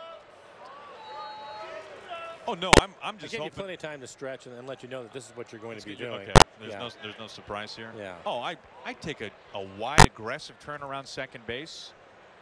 I want to preserve the inning. You're looking for a stop sign. Who are you kidding? There's no need to be thrown out by 20 feet at third. I agree. But let's go. Let's quickly get around second base. The illusion of the threat to make it to third is very important in this scenario, and then just backpedal athletically to second base, and it's a win-win.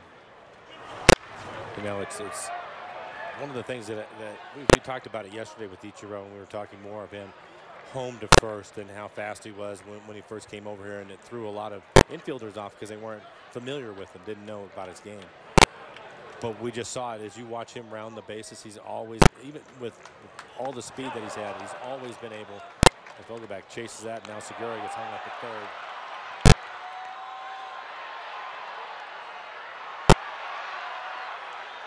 Vogelback on his way to second, and he's out. I like that Gene told him a couple of times to run to second. But the way that he rounds the bases is as good as anybody I've ever seen.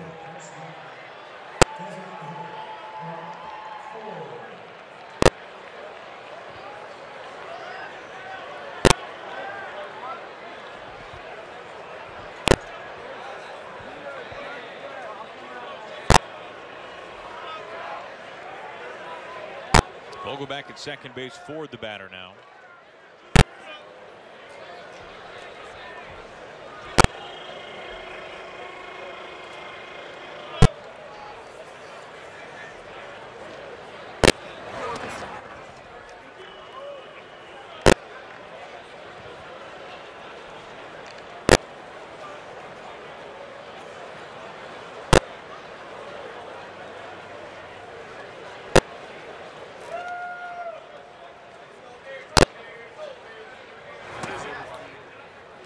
When you were a young man and a Cardinal fan,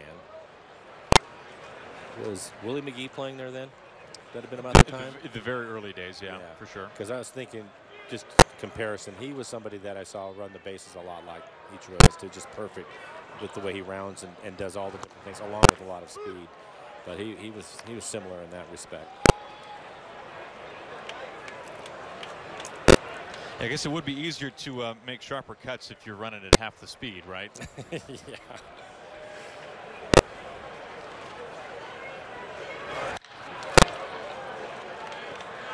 Karamine over to second base for out number 3.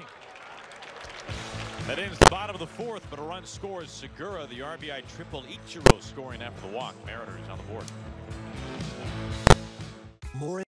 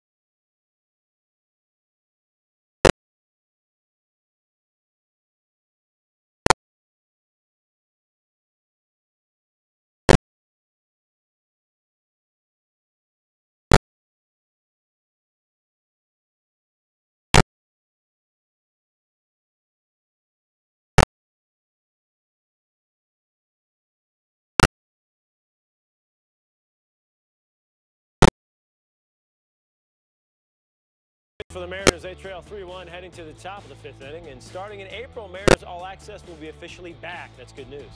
Get exclusive player interviews, behind-the-scenes footage, and Mariners stories you can't find anywhere else. For your local programming schedule, visit rootsports.com. Welcome back in studio here, Brad and Bill. We see a different schedule in spring, Bill, with more night games, which is good for us.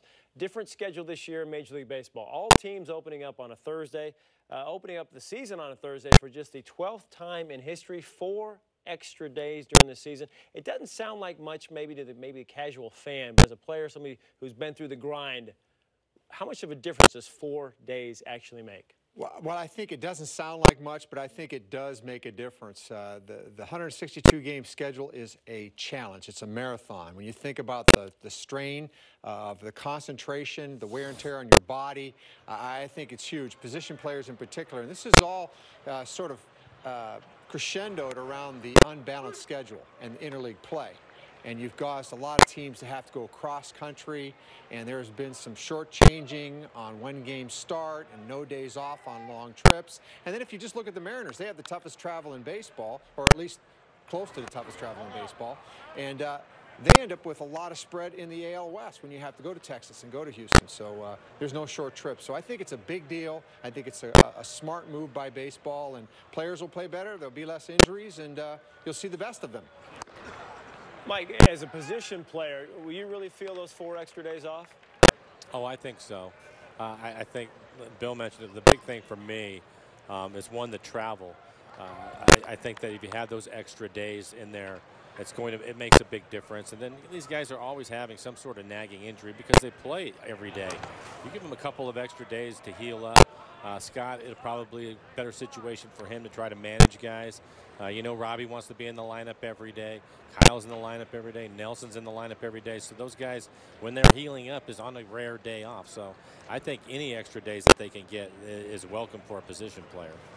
And Bill talked about maybe some travel changes this year. You can't play a night game and then travel and have a day game the next day. If you fly more than 2.5 hours, you have to play before 7 p.m. playing the next day. Those just seem to make sense. Yeah. I was going to say that's just. Well, I was just going to say that to me, absolutely, it's just common sense, and to what Bill was talking about too. These are the best players, and we want to keep them on the field. So you have to make adjustments along the way to make that happen for them, and so I think that just makes the most sense. Yeah, I wasn't really going to say much different, Mike. I think you covered it pretty well, and yeah, I think position players in particular. I think that's a really hefty challenge to play every day in the big leagues and to be stretched coast to coast and to be a West Coast team like the Mariners. This is a good move. So with the 4 extra days, sticking with 162 games, I guess we're not going to go back to the 154 game schedule, have the conversation like baseball's too long now. I mean, long, yes, but now off days, not added games. Not going to get away with those gates, Brad. That's just not going to happen. You know, plus even in spring, you're right. It affects the the numbers, and baseball's a numbers game, and we really haven't talked about the kind of taxing that you and I have to go through, going to the ballpark, going to the studio, getting a break from those makeup chair, long, tough traffic that we have to deal with here. These are issues. Yeah, because when Buhner's on the show, he always gets golf carts come out center field. I don't know, Mike, if you know that or not. Every time he's on, he gets the golf cart. I am fully Unbelievable. Aware. Yeah, no, not really. It's believable. Yeah, no. I think again, Brad. I think it's a good thing, and I like the adjustments that they're making. And this year's a year where it'll be interesting to watch because, as Bill was started off with, the schedule for the Mariners this year is probably as good as I can remember. Now, the competition is difficult when you're talking about the National League West, but I think as far as the travel goes, that's certainly going to help them along with those days that you're talking about. And, starting on a Thursday, Friday off day, you get to finish up on a weekend. So start usually always on Monday, right? But now it's the weekend, Bill, and it's kind of nice to be able to have an opening series the weekend so people can come out and really, the big crowd, really enjoy the series. Yeah, it's going to be Cleveland, a playoff team. It's been almost a near world championship team. Be a great series to start the season for fans. A couple of day games, too, Saturday, Sunday. Good time of year for that, for sure. So different schedule. Hopefully it'll pay off and guys stay healthier and see the product continue to be really good as we get back to Peoria. And Mr. Aaron Goldsmith, I believe, is going to join us now. Resume some play-by-play, Aaron. Well, thank you, Brad. You bet, buddy. And hey, Aaron. Hey, Brad, how's the back doing? Hey, I was going to say, it is sore. You were correct. Yeah, I knew it. I knew it. You hit a small bucket. Brad needs the 4 days just to recover the back after from golf. a day of golf. Yeah, that's exactly what it is. Let's I'm not going to get in any extra rounds. I'll just get in extra rest. You're right. Yeah. Thank you, Bradley. Thanks, guys. 2 outs here in the top of the 5th. White Sox bite 2. Aaron Cook. Or pardon me, Ryan Cook, the pitcher up on the mound now for the Mariners, coming off of Tommy John.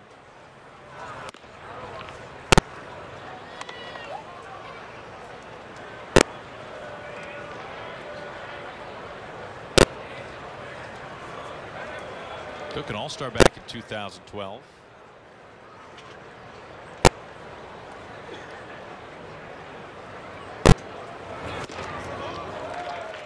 One and one.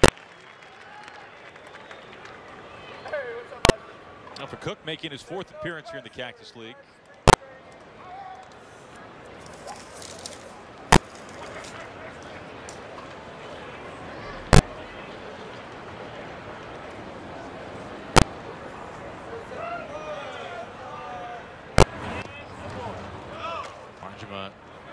Stays with it up the line.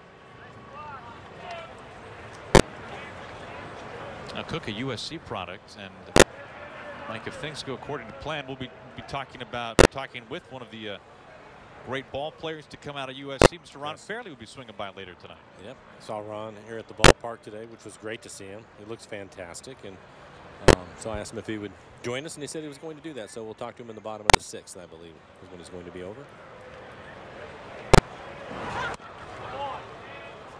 He has written a book, and I started reading it down here. And I've been around Ron and all. He's a great storyteller, and so the book has been entertaining. So we'll talk to him a little bit about that. Went to the College World Series with USC. What a baseball life for Ron. 2-out walk. Oh, buy more and save. Discounted tickets are available for groups of 20 or more. Flexible seating options, private hospitality, and picnic packages are all available to complete your group stay at the ballpark. For more information and to book your 2018 group date, just check out mariners.com/groups. 2 outs and 2 on. Zach Collins now the batter, the catcher for the White Sox.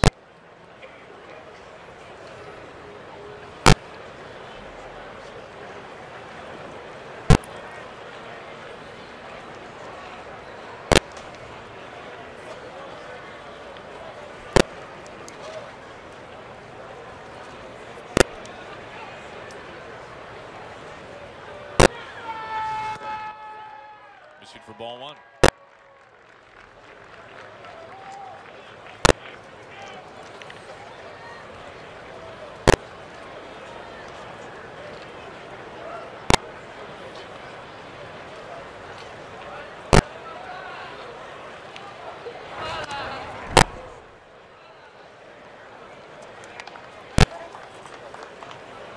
And we've already seen Zipchinski tonight in relief for the Mariners. Juan Nicasio as well. Good chance we see Edwin Diaz later this evening. There's Edwin.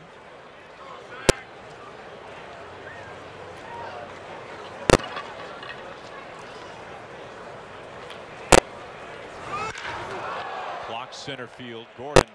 Late adjustment makes the catch to end the inning. That wraps up 4 1/2. A couple of men stranded.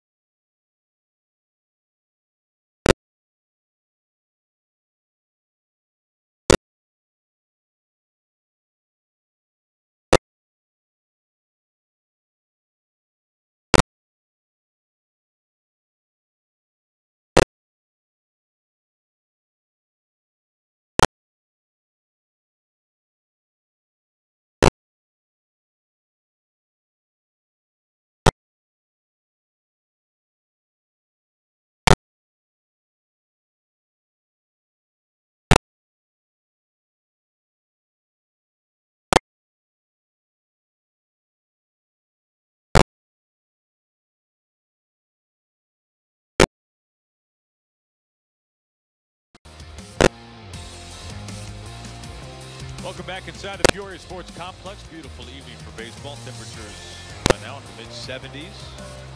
White Sox leading 3-1 as we go to the bottom of the 5th. Gregory Infante, the new pitcher for the White Sox. Well, it's been fun catching up with a number of Mariners in the dugout tonight. We talked to James Paxton. We talked to Mike Zunino.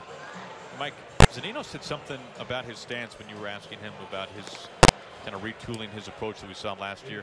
He used the terms balance and stacked, and I was curious what you made of those two kind of buzzwords for Mike. Well, I think the main thing is the balance part of it, which he talked about. He talked about it initially with just his normal setup, which is interesting because that's where he's changed a lot of things. When you see him, he's standing taller, his feet are more narrow. But the stack part of it for me is that leg kick, and it basically keeps him on his backside longer so that when he goes to attack the baseball, when he's going to put that stride, put the foot down, it all comes together at once. And Mike with tremendous power, and we've seen that here in the spring too. But I think those are things for him that he has struggled a little bit with. And mostly for him, if your head is moving, the ball is moving more on you. So if it's a fastball, it's getting on you quicker. If it's a breaking ball, it looks as if it's breaking more. And I think that's where he was having his issues, was he was constantly kind of pushing himself forward, and his head was moving towards the mound, and that was causing him problems. And this way, one, he looks more relaxed. He looks more athletic. Wouldn't you agree with that? Sure. But I think more importantly, it keeps his head in the hitting area where it's not moving quite as much, and that's when he talks about staying on his backside a little bit more. So it's all been pluses for him. Marchim with the bat to lead off the home fifth. In the last few days, it's really starting to come together. And I was kind of wondering, watching him, too, because in his first 3 or 4 games, things weren't going particularly well. But I didn't see any panic at all. I didn't see him start to want to make more changes again. It was just kind of staying with the program, and now he's starting to swing his way out of it, because he's going to have those things happen to him in the season. Marchima laces this fair all the way to the corner. Extra bases for Mike Marchima. He of the inside the park home run a few nights ago. Leadoff double. The bottom of the fifth is brought to you by Heritage Distilling, BSB Brown Sugar Bourbon. Can't spell baseball without BSB.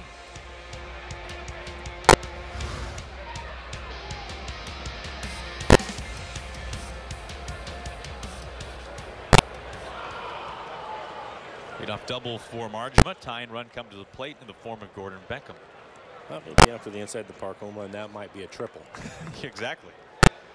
He was burning around the bases in Goodyear a couple of nights ago.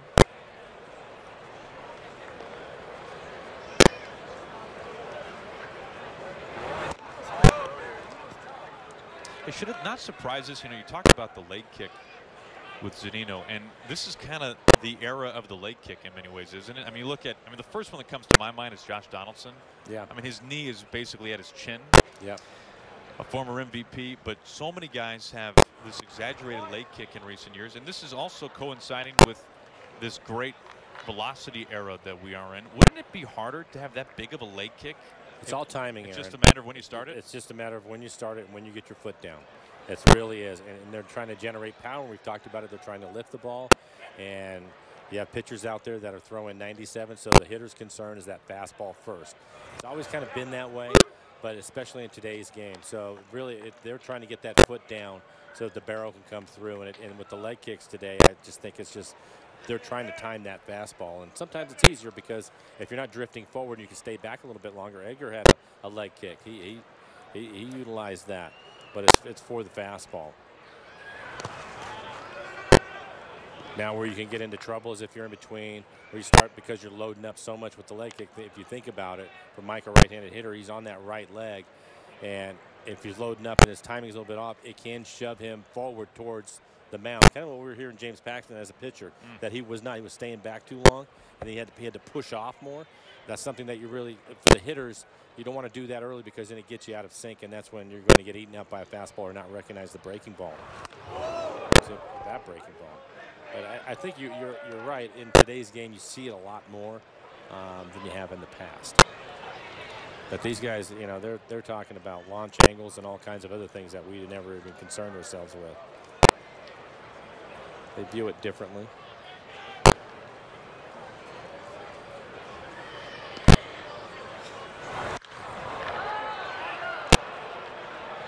Into shallow right field. Garcia is able to make the catch. With that Rondon, I beg your pardon. A couple pop-ups in an adventure.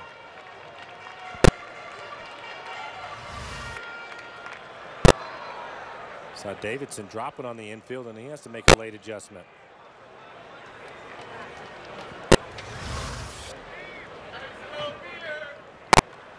One out, Marchima at second after the double. And steps Andrew Romine.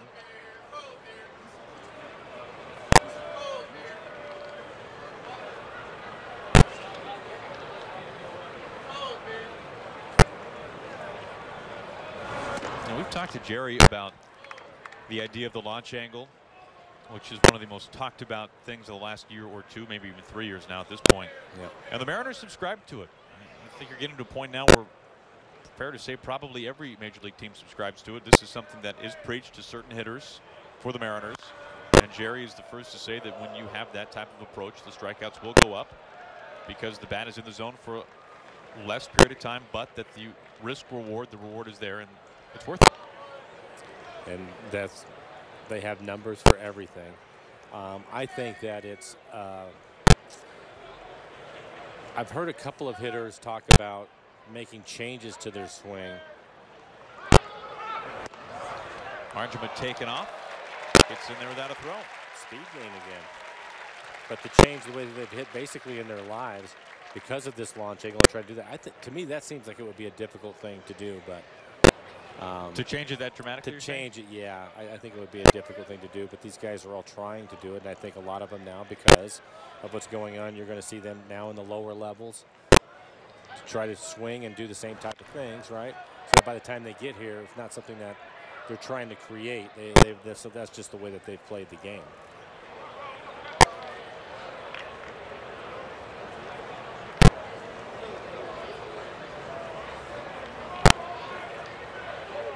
Two and two on Romine. Now D. Gordon might not be looking to increase the launch angle. No. Ichiro maybe not looking to increase the launch angle. It's not for angle. everybody. Right?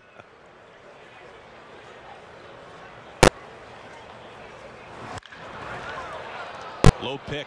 Gillespie over at first base.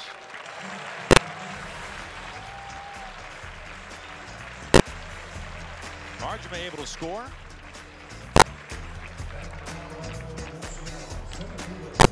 RBI ground out Andrew Romine. Mariners within a run.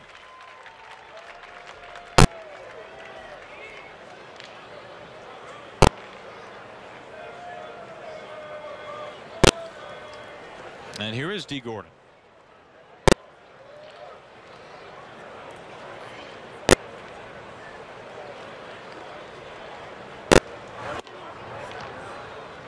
You know, I asked D when he got the news that he was traded and would be going to center field. I asked him, well, how'd you get an outfielder's glove? And I thought the answer would be, well, I just called up my glove provider. They overnighted me one. Right. He said he went to the sporting goods store and he bought a bright red outfielder's glove. That's awesome. That is awesome. That ends 5 innings here in Peoria. Mariners now within 1.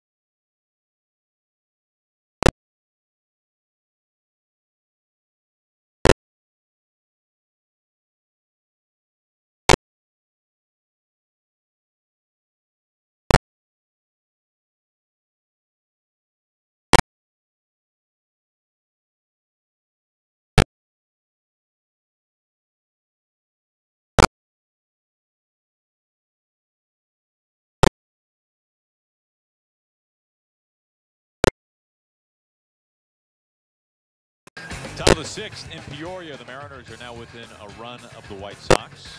Beautiful night for baseball as we go once again down to the Mariners dugout. We say hello to a new face in Mariners camp this year, Chasen Bradford. Chasen, it's good to see you. How are things going? Yeah, they're going great. They're going fantastic. We've really enjoyed watching you pitch so far. The numbers are looking good. How is the process feeling for you? It's feeling great. Early in camp, the slider wasn't there, but it's starting to get there. It's a field pitch, and I mean, I've been in Florida the past 7 camps, so being in Arizona, it's a little different. I was doing too much with my body, but now it's feeling good. What are a couple of the differences? Just the air, and you know, it's not as warm here as it is in Florida, and humid for sure. Right. So the balls seem a little slicker here. You know, it's just something to get used to. I've pitched in Vegas for 3.5 years, so I'm kind of used to it. Well, you're having a great spring, and your command has been excellent so far. As Aaron mentioned, we've enjoyed watching you do your thing so far. So what did you do coming into spring training to be prepared the way that you have been? Just my regular stuff. I think getting to the big leagues last year and having success really gave me the confidence to come in here and say, you know what, I can get the best hitters in the world out. So just go out there and throw strikes, and my stuff do what it does, you know. Hey, Chasen, you're a Las Vegas guy, and you had spent parts of the past 3 seasons pitching in AAA in your hometown of Las Vegas in the Mets organization, and then making your big league debut. How special of a moment was that for you to get up and pitch for the Mets? Oh, it was great. You know, it's something every little kid dreams of, you know. And being in Vegas for 3 years, it was tough. I kind of became a pitcher that I wasn't, you know. At one point, I was throwing 97 four seams, you know, and that's not what I do. I'm a sinker guy, so getting that back, I think, propelled me to the big leagues, and I have success there. Now, Jason, Mike and I are looking at a photo right now. This is a photo, Jason, of you. You know, this was put out by the Mets. I mean, this is the real deal, man. This is official. You are wearing a bedazzled crown with blue jewels. And, yes. It's I'm telling you, man, this is impressive. It's a noisy crown in a good way. Was the robe on then? Did it have the robe on yes, or no? Yes, the robe is blue with some orange Mets trim, and the robe has so much sheen to it that the lights in the clubhouse is almost blinding the camera eye. Can you tell us what exactly we're looking at? So last year, the player of the game, after we won, would get the crown and the robe. You know, they'd have a big thing in the clubhouse for it. So I actually got it twice. You know, the only guy in the Mets bullpen to get it twice. You know, so what can I say? Well, I've never seen you know, Felix. You know, Felix kind of has the crown here. Yes, we understand. But yes. I will say, outside of Felix, man, I've never seen a man wear a crown with so much joy in his face. Oh well, thank you. You know? I was pretty happy. I was pretty excited when I got that one, for sure. I can imagine. What's the adjustment like for a player when you're switching leagues, but more importantly, you're switching organizations coming to Seattle? I think it's just getting to know new guys, you know, especially being at the Mets for 7 years. You build those relationships, and you know, coming in here and the coaching staff not really knowing you, and you not really knowing them either. So it's kind of building the bond of the trust and them getting to know your stuff and how you operate, I think, is the big thing. They seem to be pretty good communicators here. Yeah, it's been fantastic to me. So. And how would you describe your repertoire and how you are on the mound? Because there's some folks who maybe haven't caught you so far this spring. Sinker slider guy. Mostly sinkers. I throw a lot of sinkers, but my slider's my out pitch, and it's coming around. But I'll mix in a changeup sometimes. But mostly sinkers and sliders. Hey, Chasen, it's great to visit with you, man. Thank you so much for the time. And if we run across a crown, man, we'll know where it belongs. All right, yeah, bring it to my locker, please. Thank you, Chasen. I appreciate you guys. Mariners reliever Chasen Bradford kind enough to join us. It's a great picture. It is a great picture. I agree with that. And he's having a great spring. He certainly is. Everything's going well for him. Hey, and this is good to see Nick Vincent making his Cactus League debut. Yeah, it's great to see Nick. We've talked about it the last couple of years, pitching out of the bullpen. And both years similar. The first half, he was just dominant, getting everybody out. And because of injuries and a lot of other things that were going on, maybe overused him a little bit. So with the strength of the bullpen this year, good to see him out there healthy. Now, very quick, 1, 2, 3, top of the 6th. Ron Fairley will join us. We go to the bottom of the 6th inning. Mariners within 1.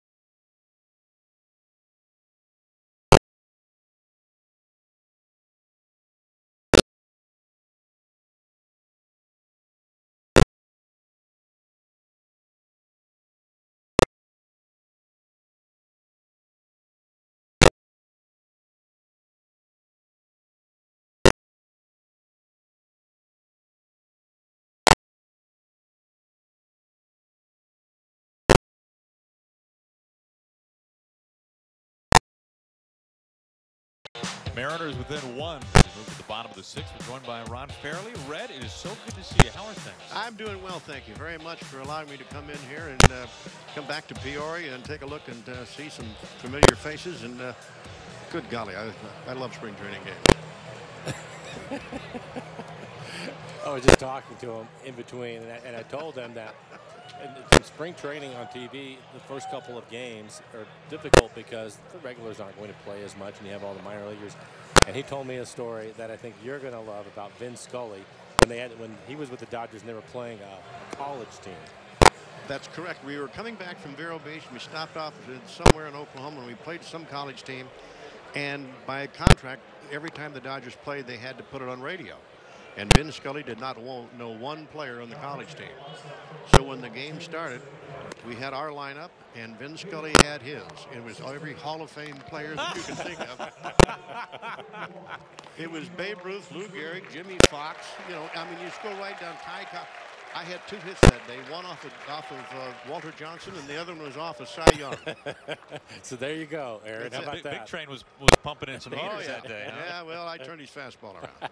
Now that is my kind of spring broadcast, that's to say the least. I mentioned it earlier, and I've been reading your book since I've been down here at spring training. Why don't you talk about the book a little bit, and one, why you decided to do it now, and just some of the things that you have in there. Well, you know, I've been told a lot of times that, you know, I should write a book about baseball because I told a lot of stories about the years that I was in baseball, and I finally got off my rear end and I just started writing things down, and the more I started writing, the more interesting that I think it got. And that's what I finally came up with, is things that happen on and off the field, during the game, clubhouse meetings that never appear in articles of the game. And clubhouse meetings, you know. And just to give you an idea of that, we had a clubhouse meeting one time at the end of the season where they brought up a lot of players from the minor leagues, and we were playing against a team, and they had some guys in their lineup that night we knew nothing about. They were minor league players. And so you want to know, you know, what kind of a hitter is he? Low ball hitter, high ball, good breaking ball, all that kind of stuff. And so finally Walter Austin asked, he says, does anybody know anything about this guy? And one of our minor league players coming up from the minor leagues, he wanted to make a contribution. Right. He says, I know about him. I played against him all year long. And I said, okay, what about him? He said he's married and has 2 kids and drives a station wagon. I read that one already. I knew where you were going with it. It's great. I love it, and it's a lot of fun to read. I laugh a lot, and even for myself, I'm kind of spoiled in that a lot of the stories that you have in the book, I've obviously heard quite a few of them because of you and I having conversations through the years about it, but it's so much fun. The one today that I want you to talk about, though, was about Drysdale. Unfortunately, they finished with the incident that happened in San Francisco with Marichal. But I thought it was interesting you talking about Drysdale and Gibson and how people ended up getting the flu the day before those guys were pitching. The 24-hour flu. Right to second base, taken by Rondon. There are a lot of guys. Where's a Latin player that on the Giants? And I can't remember his name, but he believed in voodoo. Mm-hmm. And he had the shark's tooth and the rabbit's foot, and I don't know. And he would go in his locker and go do some kind of chant, and then throw it on the ground and bad day, can't play. And they looked up. It was Koufax was pitching and Drysdale was pitching. It's going to be a bad day. You're right about that. Well, yeah, with Drysdale, though, I like the fact that you were talking about, I guess, not only his ability, but his want to pitch inside. Oh, yeah. Yeah, I mean, Don obviously would pitch inside. And if he hit you, it didn't bother him one bit. And Don used to say, you can beat me, but you're probably not going to enjoy it as much as you think you are. And that's just about the way he pitched. I love it. Well, the book is called Fairly at Bat, My 50 Years in Baseball, from the batter's box to the broadcast booth. You can find it in any logical place where you would normally buy a book, as Ron Fairly is our guest here up in the booth. And Ron, I'm curious, how you've been in the game for so long, and so many of these stories take place, Ron, when you're 19 years old. You know, how do you retain all this? You know, it's easy to remember when you joined the Dodgers, and when I joined the Dodgers, they just made their move from Brooklyn to Los Angeles, and that's when Roger Kahn wrote the book Boys of Summer about the Brooklyn Dodgers. Well, I played with those guys, not in Brooklyn, but I played with those same players when they moved to Los Angeles. Pee Wee Reese. I didn't play with Campanella because Campy had that accident. Segura chops this over by third. Davidson on to first, just in the nick of time. Jackie Robinson to retire, but there was Carl Furillo and Carl Erskine and Clem Labine, Don Newcomb. I mean, it goes all on and on. Duke Snyder, and all those guys, and they were impressive. I mean, those guys were Hall of Fame players off the field as well as on the field, and so you can't help but remember some of the stories. And one of the stories that Duke used to tell me that when he joined the Dodgers, and he came up in the minor leagues, and they were playing a game in Evans Field, and he had 2 strikes on him, and he was choked up an inch or 2 off the knob of the bat. Pitch came up the plate, and Duke, trying to protect the plate, he popped the ball up in shallow left center field for an easy out. Came back to the dugout, and Pee Wee says, "Yeah, hey, Duke, come here." He says, "What are you doing up there?" He said, "Pee Wee, I'm just trying to protect the plate." He says, "No, no, no, no. I have to hit like that. You swing from your ass. You're not a singles hitter. You're a home run hitter. Turn the bat loose. Let it go." And Duke says, after that, the captain told me to swing the bat hard. I swung as hard as I could all the time. End up hitting 407 home runs. This is Seager at the plate. I thought it was interesting, and I didn't realize it, but you went to the College World Series with USC. And then the following year, you're in the World Series with the Dodgers. And I think you were 19 years old? 20. 20? That's amazing to me. Well, how were the rules different? They could sign you out of USC before? Would you play 1 year there? Or? No, I played 2 years there. Did. Into center field. Catch made by Engel to complete the 6th inning. You know, Riz put you to work for 2 innings, so we can put you to work for at least 1 whole inning. Right? Okay. All right, we go to the 7th.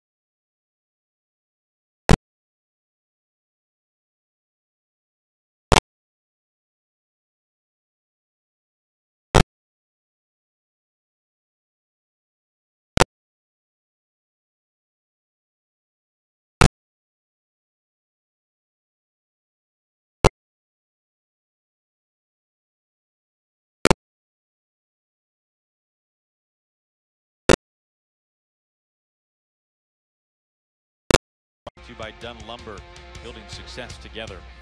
By Safeco Insurance, find a local agent at safeco.com. Do more. And by Jet Chevrolet, shop 24/7 at jetchevrolet.com. Very pleasant night here in Peoria, Arizona, under the lights. Mariners trailing the White Sox 3-2 as we start the 7th. Aaron Goltz with Mike Flowers. And Ron Fairley is our guest once again. And Ron, man, so many things to talk to you about. We've already mentioned your book, Fairly at Bat, My 50 Years in Baseball, from the batter's box to the broadcast booth. And there is a photo in that book, Ron. Well, there are many photos, but one that really stands out is you and Dave with a Dave wearing a batter's helmet and a camera well, broadcasting a game. Yes, yes. Dave felt he needed to wear a helmet. Well, they're pretty close to the field, right? Well, yeah, we're pretty close, but there was no netting in front of us, so he wore the helmet. Because you were doing a special game broadcast from the camera. Well, yeah, they did. We did a game once or twice a year, somewhere in the stands. And Dave felt like, you know, he felt like he had to be part of the game, so he had them. The thing I laugh about Dave, and I get a kick out of it, Hall of Fame broadcaster. He's fabulous. Back to Diaz, just in the game. Long underhand flip for number 1. Dave used to carry this little timer, like egg timer, and he would put it in front of him, and every time the sand ran out, he would mention the score. And all the years I broadcast him, I never saw him turn it over. Now, you probably remember that thing. I do. Yeah, he never turned the darn thing over. All right, so you're at USC, you go to College World Series, you end up signing with the Dodgers, your hometown team at that point. Yeah. What was it like for you to all of a sudden, because I think what people don't realize is back then how many more minor league teams they had, especially with the Dodgers, an organization like that. So you sign, you have to work your way through all of that, and the next thing you know, you're in the World Series with the Dodgers. What was that like for you? Well, we had 3 AAA teams, not one. We had 3. We had 600 players in the minor leagues. Yeah. We had 3 AA teams, 3 AAA teams, and you had to work your way through that. Good luck. Well, and then plus the fact that we only had 16 teams. Today, there are twice the number of teams. When I told somebody one day, jokingly, that we had about 11 guys in this team that couldn't make the team I made. And they looked at me funny, and I said, it's simple. It's just there weren't that many teams. Yeah, sure. We just didn't have the numbers. So, yeah, you had to be able to play a little bit. You had to be nervous, though. Well, yeah, everybody had 1-year contracts, and nobody made any money back then. We win the World Series in 1959, and the 40-man roster was 850,000. So, kind of give you an idea. I like the story you talked about. I think it was your first spring training, or maybe when you first were called up to the big leagues, and Furillo was giving you a hard time, and Duke Snider was actually very nice to you, and in the end, Furillo ended up being a pretty good guy too. Yeah. A mile high. If that comes down, the center fielder should catch it. And D. Gordon does. Okay, attaboy, Dave. When I joined the Dodgers in Philadelphia, Walter Olson says, go out in right field. I said, that's fine. So I went out there and introduced myself to Carl Furillo, and Carl says, they tell me that you're pretty good. And I said, Carl, I don't know. I'm just happy to be here. He said, well, I want you to know one thing. I'm the right fielder in this team, and you can have it when I'm finished. I'm not finished with it yet. And then walked away from it. That was my greeting from Furillo. Well, it turned out. Yeah. Well, it turned out to be that we became very good friends. Yeah. And when Carl had retired, I asked if I could wear that number. Out of respect to Carl, if I could wear that number, I would be very appreciative. And I wore that number for a number of years. And then when I was traded from the Dodgers to Montreal, I told Nobi Quano, our clubhouse man, I said, if you give this number to somebody, give it to somebody who can hit. Well, he gave it to Steve Garvey. Oh, he could hit. Yeah, he could hit a little bit too. And so I think there's just 3 of us that wore that number for almost 40 years in the Dodger organization. And every time I see Garvey somewhere, I always say high 6 or high half dozen. And he reciprocates in kind. Fellas, thank you very much for allowing me to come in here and go talk buy the about book. it. Go out and buy the book. It's terrific. You did a great job. I think you'll get a and chuckle. It's great to see you again, too, my friend. All right, good luck to you guys. Thank you. There's Ron Fairley. We go to the bottom of the 7th.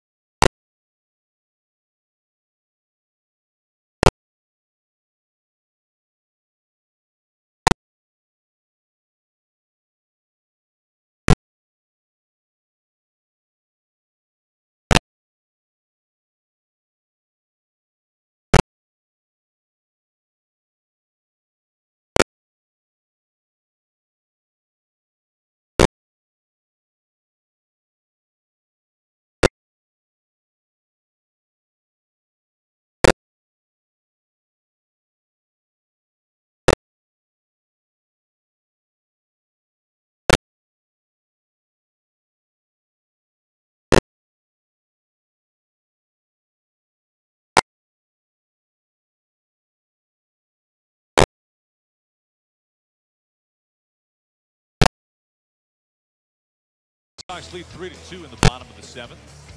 Mariners fans, spring training is here and on MLB.tv. Watch select spring training games live on your favorite supported devices. Blackout and other restrictions apply. For regular season games, visit MLB.tv for details. Well, we say hello to Mariners' new bench coach, Manny Acta, who joins us from the dugout. Manny, good to see you. How are you? I'm doing fantastic. Thanks for asking. How are things on the bench so far in Cactus League play? Spring training is going very well. Besides the Felix injury and Cano coming out yesterday, but we hope to have those guys pretty soon, and everything else is rolling along. I mean, the guys that are going to be out there for us are performing well and in good shape, and we're expecting them to be ready and help us out. Manny, I know that for you, I wonder what the days are like, because I know why we're playing more night games. It's for the players to get them ready for the season and all those things. But what is your day like? You have the night game, then it's a day game, then it's a night game. What's it like for you? It's a little different, but we like it. We like the night games. I think it's a great idea, because in the past you spend the whole spring training playing day games, and then the season starts and you have to do things differently than you were doing in the spring training. The schedule is it throws you off, and then you have the time change and all that kind of stuff. So I think this is better, because the guys will get used to their routine faster, and for us, we get the same amount of time for the extra work with the guys anyways, and that helps them get some sleep time. You know, man, I think some fans here in the Cactus League and during the regular season will be saddened that you're not at third base anymore, because I remember seeing you hand sunflower seeds to fans before, Manny. I mean, you were quite the host over there at third base. Hey, man, you have to win them over. You give them seeds, gum, you throw them balls. So when you send somebody home and get thrown out, they won't boo you. You pass this along to Scott Brocious, I take it? I got to work with Scotty on that one. You can probably tell Manny is a people person. He's always in a good mood. He's always talking to people. And now you're stuck. You're sitting right next to Scott all the time. I mean, I don't know what you're going to do about that. We're going to work on that. We're going to work on that, and that's part of the job, is to slow him down when we need to, and also to lighten him up and have him have some fun and smile when he has to, because he does an outstanding job and he takes his job very serious. But at the end of the day, this is a game. Yeah, and a bench coach, and a good bench coach, which you will be, can take a lot of pressure off of him too. It seems to me when I talk to people through the years, Manny, they all have a different idea of what that job entails. For you and Scott, after your conversation, what are the expectations of you on a daily basis with him and trying to get him through the ball games? Well, just to make sure that you take a lot of things out of his hands. I mean, he's got his hands full, a lot of things to do, a lot of things in his mind. I'm just going to be managing along with him. That's what I asked the other guys that did it for me in the past. And then whenever he needs an advice, I'll be there. Or if I do have an advice ahead of time, I'll give it to him. But also to be the liaison, and also to be in the middle of a lot of things and put out fires that sometimes don't even have to get to him, because as I mentioned before, he's got a full plate in front of him. Manny, you are a bench coach with some pretty hefty managerial experience, and I was reading an interesting article today by Peter Gamlin, basically talking about how baseball has changed, and you want to ballpark it the last decade, with communication with players. And it used to be that a manager could just simply tell a player, hey, this is what you're going to do, and I don't have to explain to you why. During your role as a manager and as a bench coach now, how have you seen that evolve, and how are the Mariners at doing that? Because it seems like you're a very pro-communication organization. Yeah, the game has changed big time. Communication is the #1 thing nowadays, and the days where you just posted a lineup, come on in, check if you're playing, play. If not, just sit down and be quiet. Those days are over. I mean, nowadays guys, they have a routine. They have a lot of things to keep in mind, their strength and conditioning, even what to eat. So we do have to let them know just about everything ahead of time. And our organization is top-notch when it comes to that. Jerry, Scotty is a great communicator, and he kept these guys over the last 2 years on top of everything, and he keeps those guys involved, because nowadays too, you also have to make the players feel like they're involved in the decision, even if you're not listening to them. But you have to make them feel like they're involved. That's great. You know, Manny, we were just having a conversation earlier tonight about 4 additional off days this year with the schedule being a little bit different. Man, you do not take a break year around. Can you tell us quickly about your winter time? My winter time, I'm a GM during the winter time, and I will rest when I die. I got time to do it right now, so let's keep on going. Baseball 24/7, 12 months out of the year, as long as I can. We love you, Manny. Thanks for the time, man. We Thanks, love man. you too. All right. Thank you. Manny Acta, we go to the 8th. White Sox on top.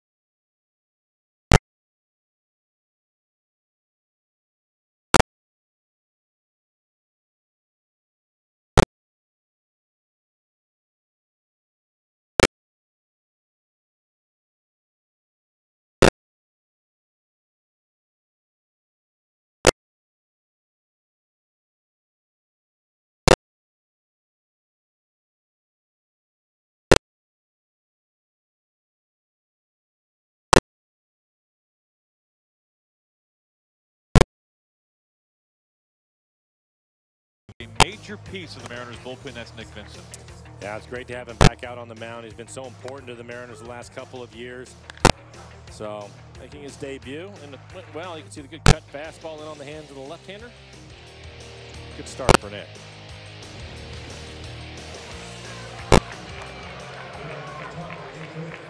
Mariners trailing this one by a run. As we go to the top of the 8th inning, Brian Bonnell, the new pitcher for the Mariners.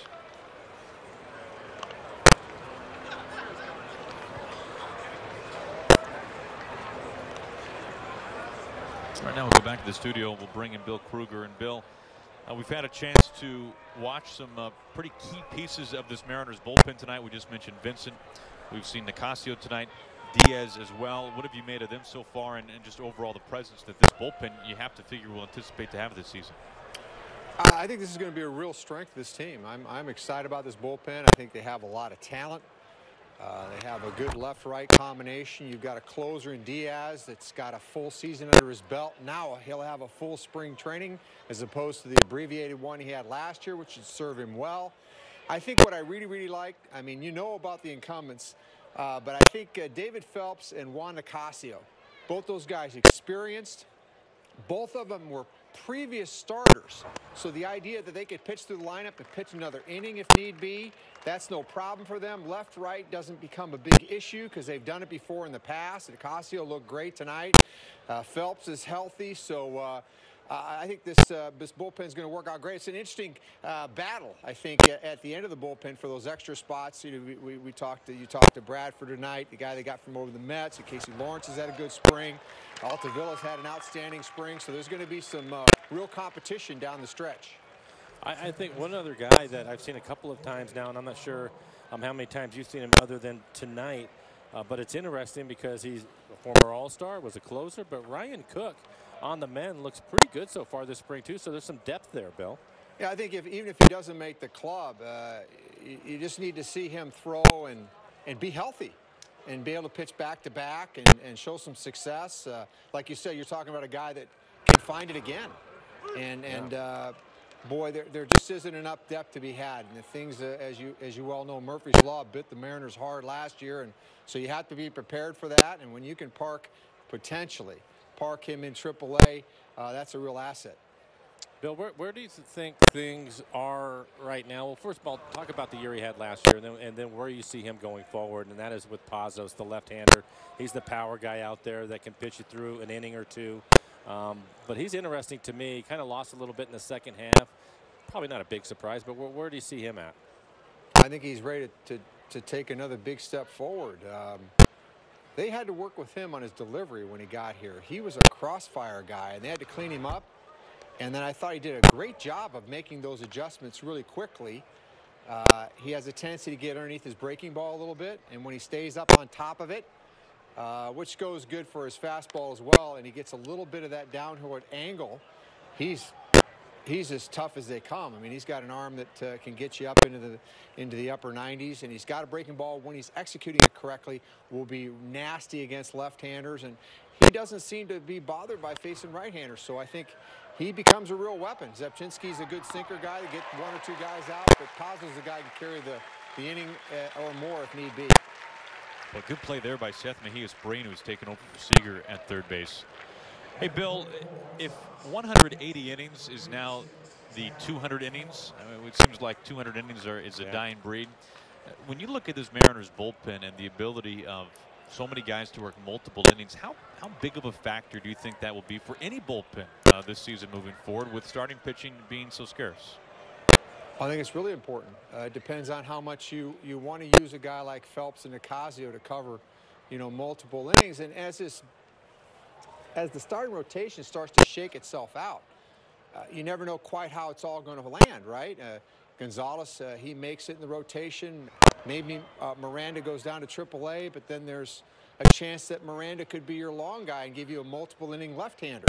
I'm not suggesting one thing or another, but Gonzalez pitched very well in relief as well. And having a left-hander there, since they're carrying, I don't know, are they going to carry 13? Nothing wrong with having, like you mentioned, guys that can do that, particularly when you look at the back end of anybody's rotation. Nobody's looking for 7 innings plus there. So you're going to have more innings to cover, and if anybody gets torched, you need coverage, and you need guys to protect the Nicasios and the Phelpses and the Diaz and the Vincents. Having that depth and multiple inning type pitchers, very important. Bill, as always, we appreciate the insights and the time. Good stuff. This is Brian Bunnell pitching here in the 8th for the Mariners. Zach Collins at the plate. A home run earlier for Collins.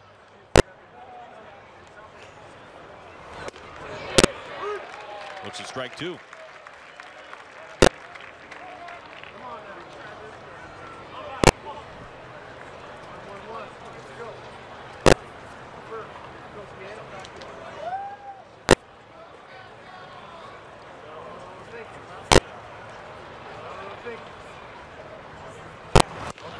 Cuts right through it. Bunnell, 1-2-3, top of the 8th. Go to the home half. Mariners down a run.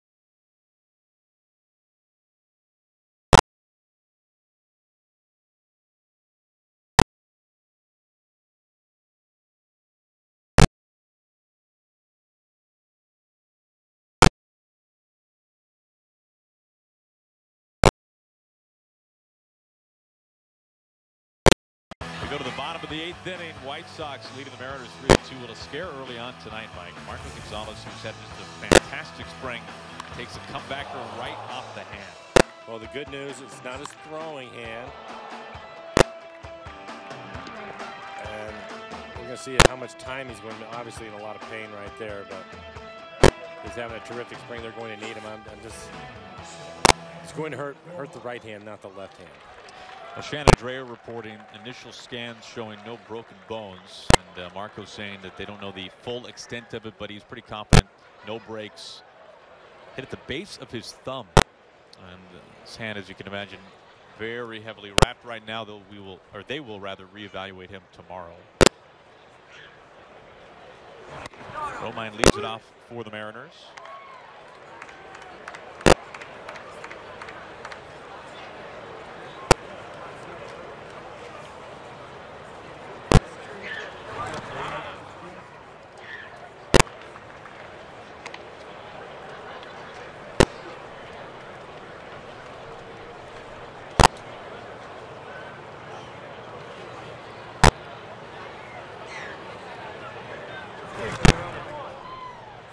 Ball and 2 strikes to Romine.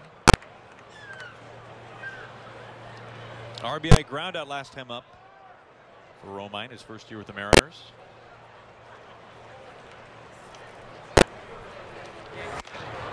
Down on strikes. All right, now we send it back to Brad at the Ford Sports Desk. Well, Aaron, thank you. One of your favorite parts of the show.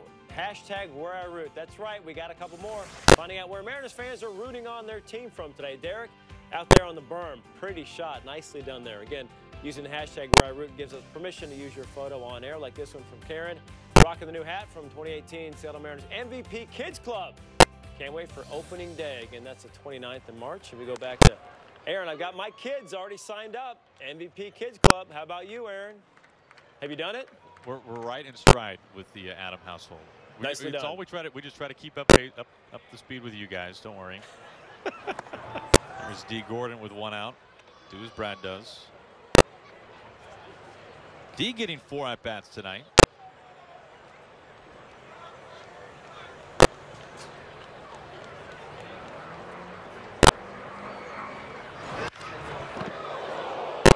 Boy, D has continued to impress defensively. Obviously, a new position for him in the outfield as he scatters some teammates over there.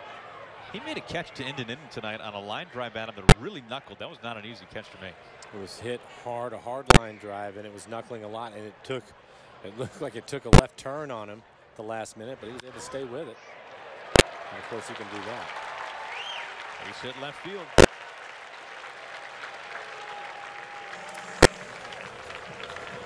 Let's go back to that catch. What's another look? You see he's right in front of it, and all of a sudden just takes off on him with good concentration. That's a bad feeling when you're out there, I can tell you that. But nice play. Did he ever tell you what happened to the red glove? Yeah, you know, he got the red glove, tried to use it, and realized that he's got to break this thing in. And if he's going to break in a glove, it's going to be a glove that's not red, I guess. So. You know what? I bet you Junior let him borrow one. There's John Andreoli, his first at bat. That would be the wrong hand, Aaron. Oh, that's a good point. Yeah. You know, you let that sit there just long enough to make it even worse. Thank you. You tell me Junior doesn't have some spare glove. He's got to have 100 gloves. I'm sure he does. That aren't all his.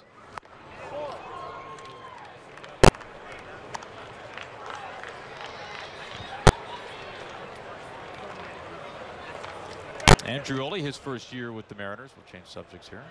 When I was trying to make the club in '93, Lou's first year as basically the utility guy, I had a catcher's mitt, which I got from Dave Valley because I didn't want to have to break in a catcher's glove, and I ended up getting an outfield glove from Jay Buhner because I didn't want to break in an outfield glove. And I got a first baseman's mitt from Tino Martinez. You're pretty covered, man. And they were all broken in. That's the best part. Yeah, to your point. Yeah. Now, are these just like spare parts, cast-offs from these guys that they were just done with? Or they're just letting you hold on? No, typically they'll obviously they have their gamer, and then they'll work out with 2 or 3 gloves, just breaking them all in to see if they have a backup gamer somewhere along the way, and I ended up with one of those. It's good to be blower power, man. I love the way Dave Valley broke in his catcher's glove, too. It's amazing.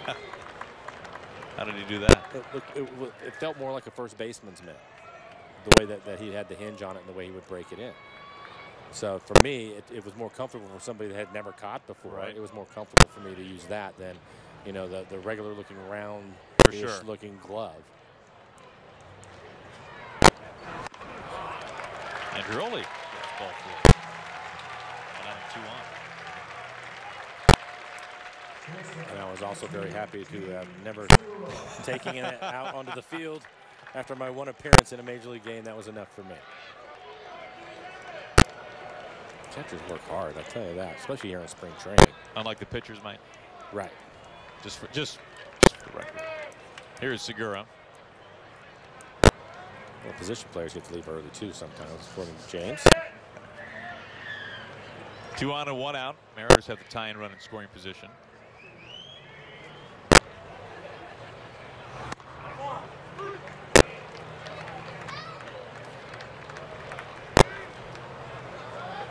Mike, tonight we're seeing 4 at-bats from some of the starters, and many times recently it's been three at-bats and done. Yeah, we're midway in spring training, and I would venture to say that the guys that are getting their 4 at-bats, Gene, and you mentioned D, Kyle just came out of the game. I would venture to say that we will not see them in the game tomorrow. Segura an RBI triple earlier. I wouldn't be surprised he hits the ball the other way again. Center fielder is really playing shallow.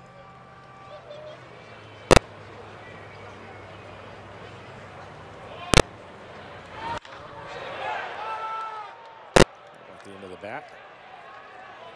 2 down. 2 outs and 2 on. Well, the time is now to join the club as a Mariners season ticket holder. Lock in the best seats at the best prices to catch all the action at Safeco Field in 2018. For more information on the many benefits you'll enjoy as a season ticket holder, just check out mariners.com/18. Seth Mejia's brain for Seager. Made a really nice play defensively.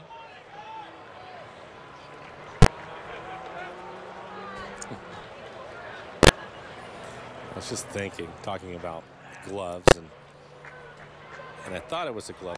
I think it was more, the story you tell was more of a throwing or a rolling thing. Oh, no. Can we just wait till the 9th, Mike? Oh, yeah. We'll do that. We'll wait till the 9th. We're going to talk about highlight of my career. Yeah, your illustrious baseball career.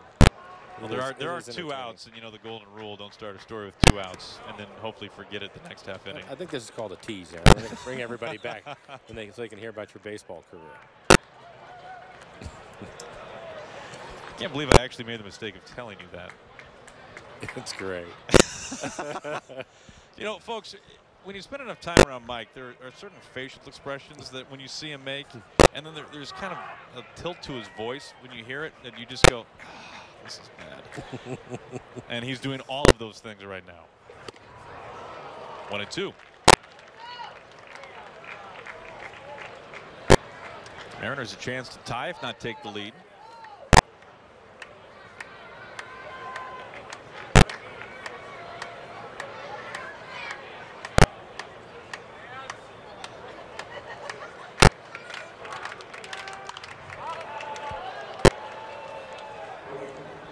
The Mariners have the right guy at second base with the speed of D. Gordon here.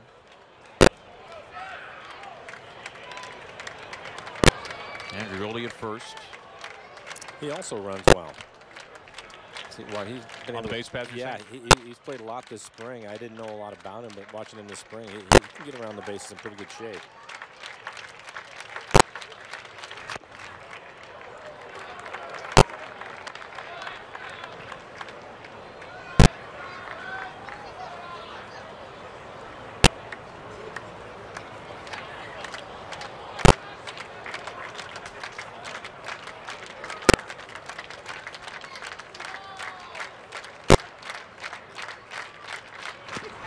Check swing, appeal.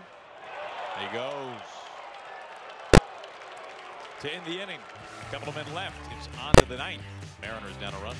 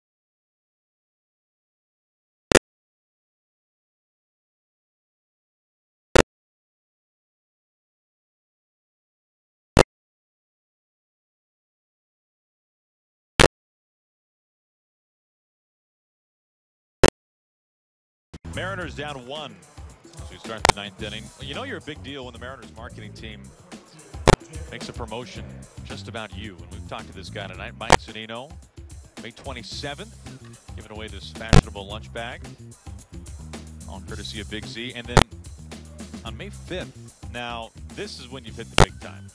Mike, that is a James Paxton fanny pack. That is awesome. I mean, I wonder if James is going to get one. I don't think anybody could wear a fanny pack on this team as well as James Paxton, I'll be honest. I would agree with that. Pax can pull it off.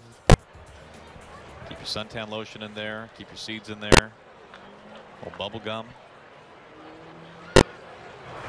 Bennell still up on the mound. First pitch cued softly. Bennell fields. Vogel back the stretch. Stays anchored for round number 1. Nice work by Bennell.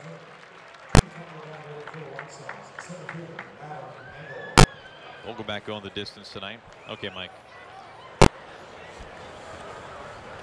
You remember the story fairly accurately. I would say this was in the peak of my playing career, right around age 4.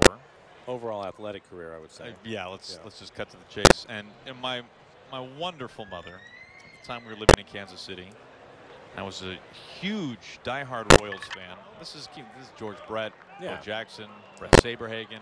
Of course. Great days. And my wonderful mother was trying to impress me with her baseball knowledge, which she made up.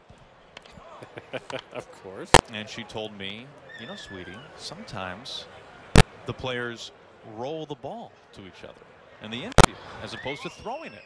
And 4-year-old Goldsmith thought, now, why would she say this to you? you know, like I said, she's a wonderful mother. Was she worried about you catching the ball, Aaron? No, because I'd be instigating the roll, right? She was worried about my arm. She didn't want me throwing it away. So I thought, well, this seems like, although I haven't seen this happen, this seems like a great idea. So I was playing shortstop because, again, best athlete. And there was a ground ball to me, and there was a runner coming from first base. So I thought, let's start this double play. Let's get this thing going. So, textbook roll right to second on this tiny little league field, right? And the second baseman happened to have one of those Velcro gloves, Mike. You know, like the other end. Yeah. The other end is the tennis ball. Yeah. Okay. Exactly. So this is, I'm telling you, this is serious competitive 4-year-old baseball. Yeah. Okay. And I give it everything I can on this roll. And for some reason, I don't know why, the second baseman was not expecting me to roll the ball. I mean, hasn't his mom told him about this? I put a lot of gas on this rolled ball and went right through his legs. And the outfield was like 10 feet deep because nobody's hitting it more than 3 feet past the mound, right?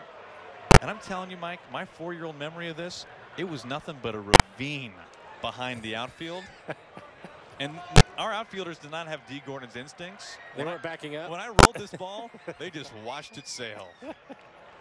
So I go chasing after this ball down the ravine. I got to clean up my own mess, right? Sure. I get down to the bottom, run through traffic, pick this thing up, sprint up the hill, just in time to see the dust of the inside the park home run kicked up in my face. And I get back to the dugout, and my manager, my coach, right? Let's not glorify this. Yeah. Is just kind of looking at me, like, how hard do I be on this idiot kid? And I look at my mom in the stands, and I just give her the what? Are you kidding me, Mom? Roll the ball. Roll the ball. That's downhill great. from there. That's fantastic.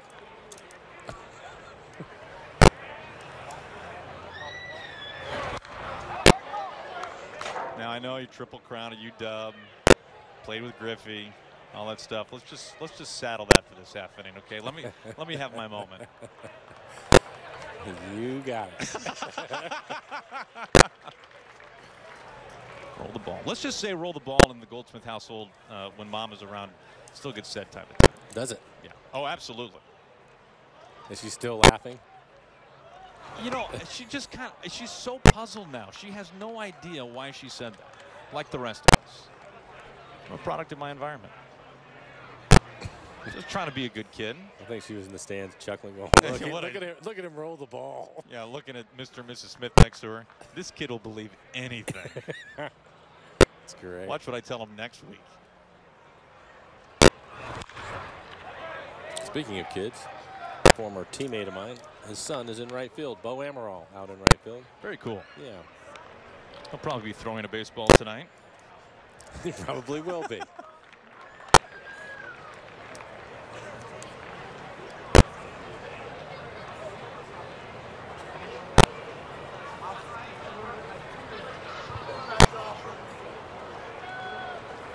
The 3-2. Clark pulled foul. By the way, you haven't even noticed my tan tie, Mike.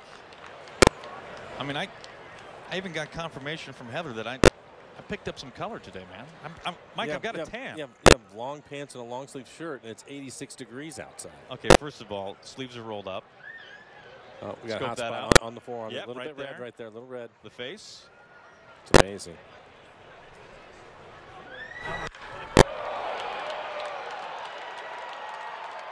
To the berm and gone. 2-run lead for the White Sox.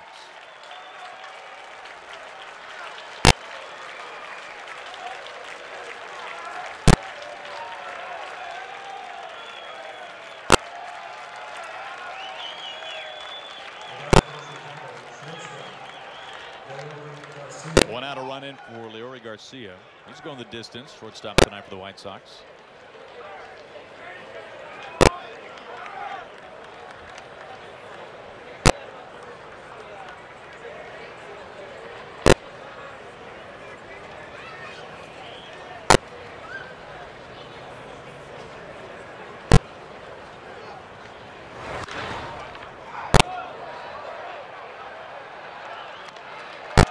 Pitch pulled foul.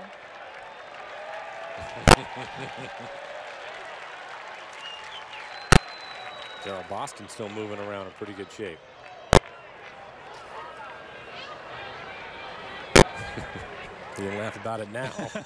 Missed him. Here.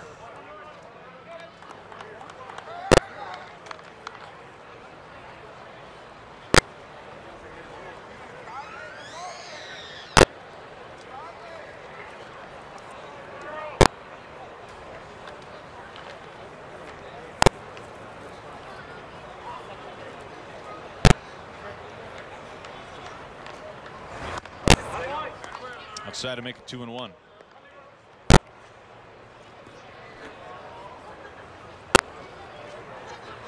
But no, last year coming over from the Tampa Bay organization, pitching for High A Modesto. Made a couple of starts, but almost exclusively a reliever.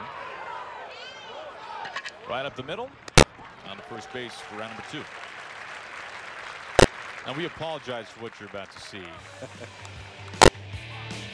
This is Gary Hill of the Mariners Radio Network modeling the Ben Gamble flow hat. And we don't apologize for the hat. We apologize for everything else. And Gary, you can see, is very enthused. Looks like it almost looks like he knows what to do in the cut. Yeah. But the hat's a beauty.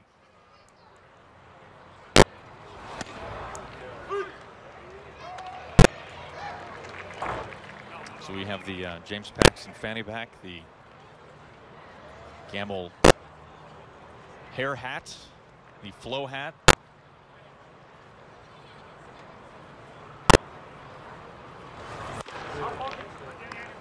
Up and away for ball one.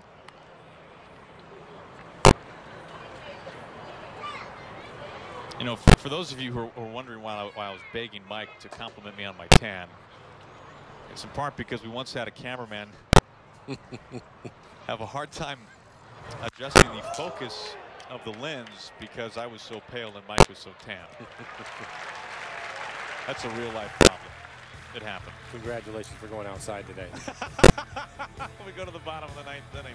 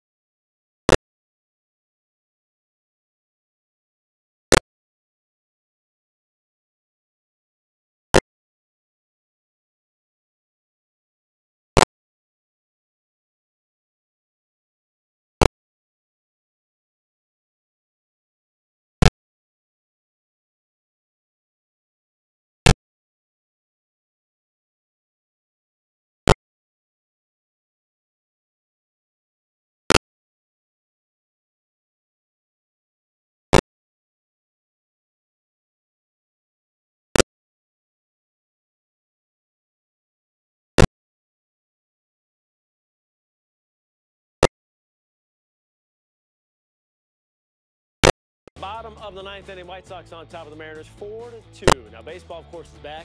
Root Sports is taking you to Peoria for Mariners spring training coverage. Tune in Tuesday at 1 p.m. Pacific to catch the Mariners taking on the Rockies in Cactus League action. Root Sports, your home for Mariners baseball all season long.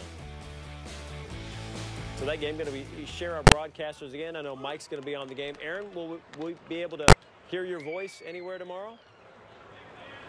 No, he's going to be getting more sun tomorrow. Yeah, we're on an 8-hour-a-day sun you schedule. You going to tan both forearms tomorrow? Yeah, underside. Tomorrow's the underside, Bradley. You know how difficult this is for me. Got to carve out time, make it a priority. We'll go back, leading things off.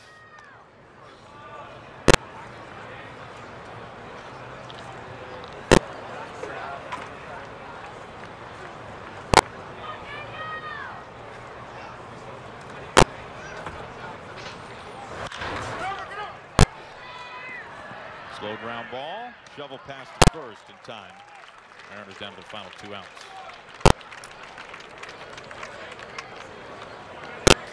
Guillermo Heredia coming off the bench for an at-bat here in the ninth. Batting for Mike Ford.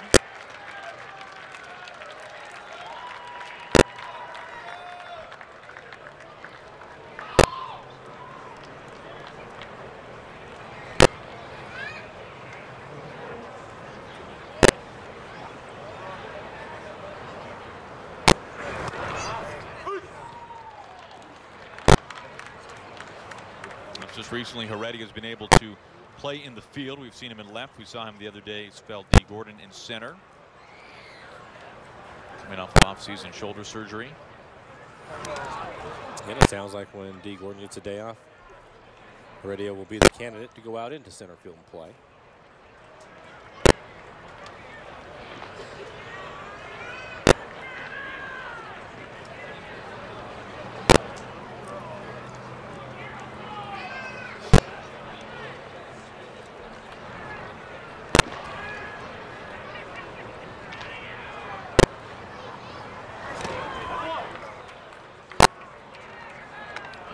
Guillermo signed with the Mariners out of Cuba. He was almost entirely unknown by almost everyone outside of course, the Mariners front office and other teams that had courted him.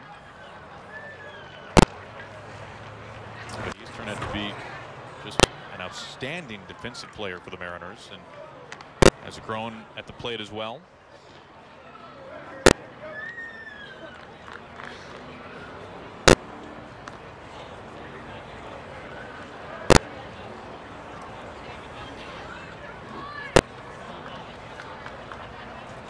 The 1-2 evens it up.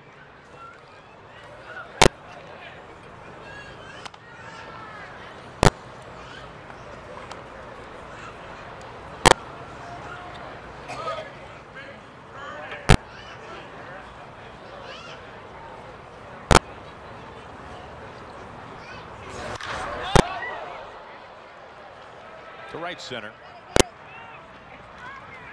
2 outs.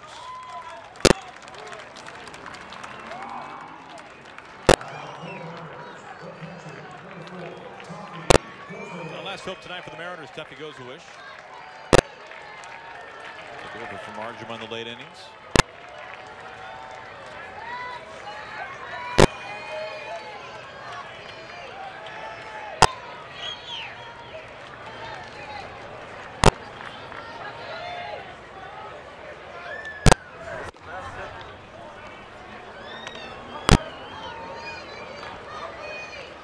I saw Tuffy up at the big leagues last year with the Mariners.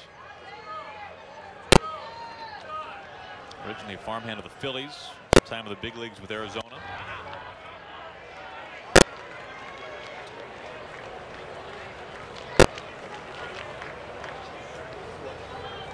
Of course, one of the first questions we asked Tuffy is, Tuffy, what's up with the name, man?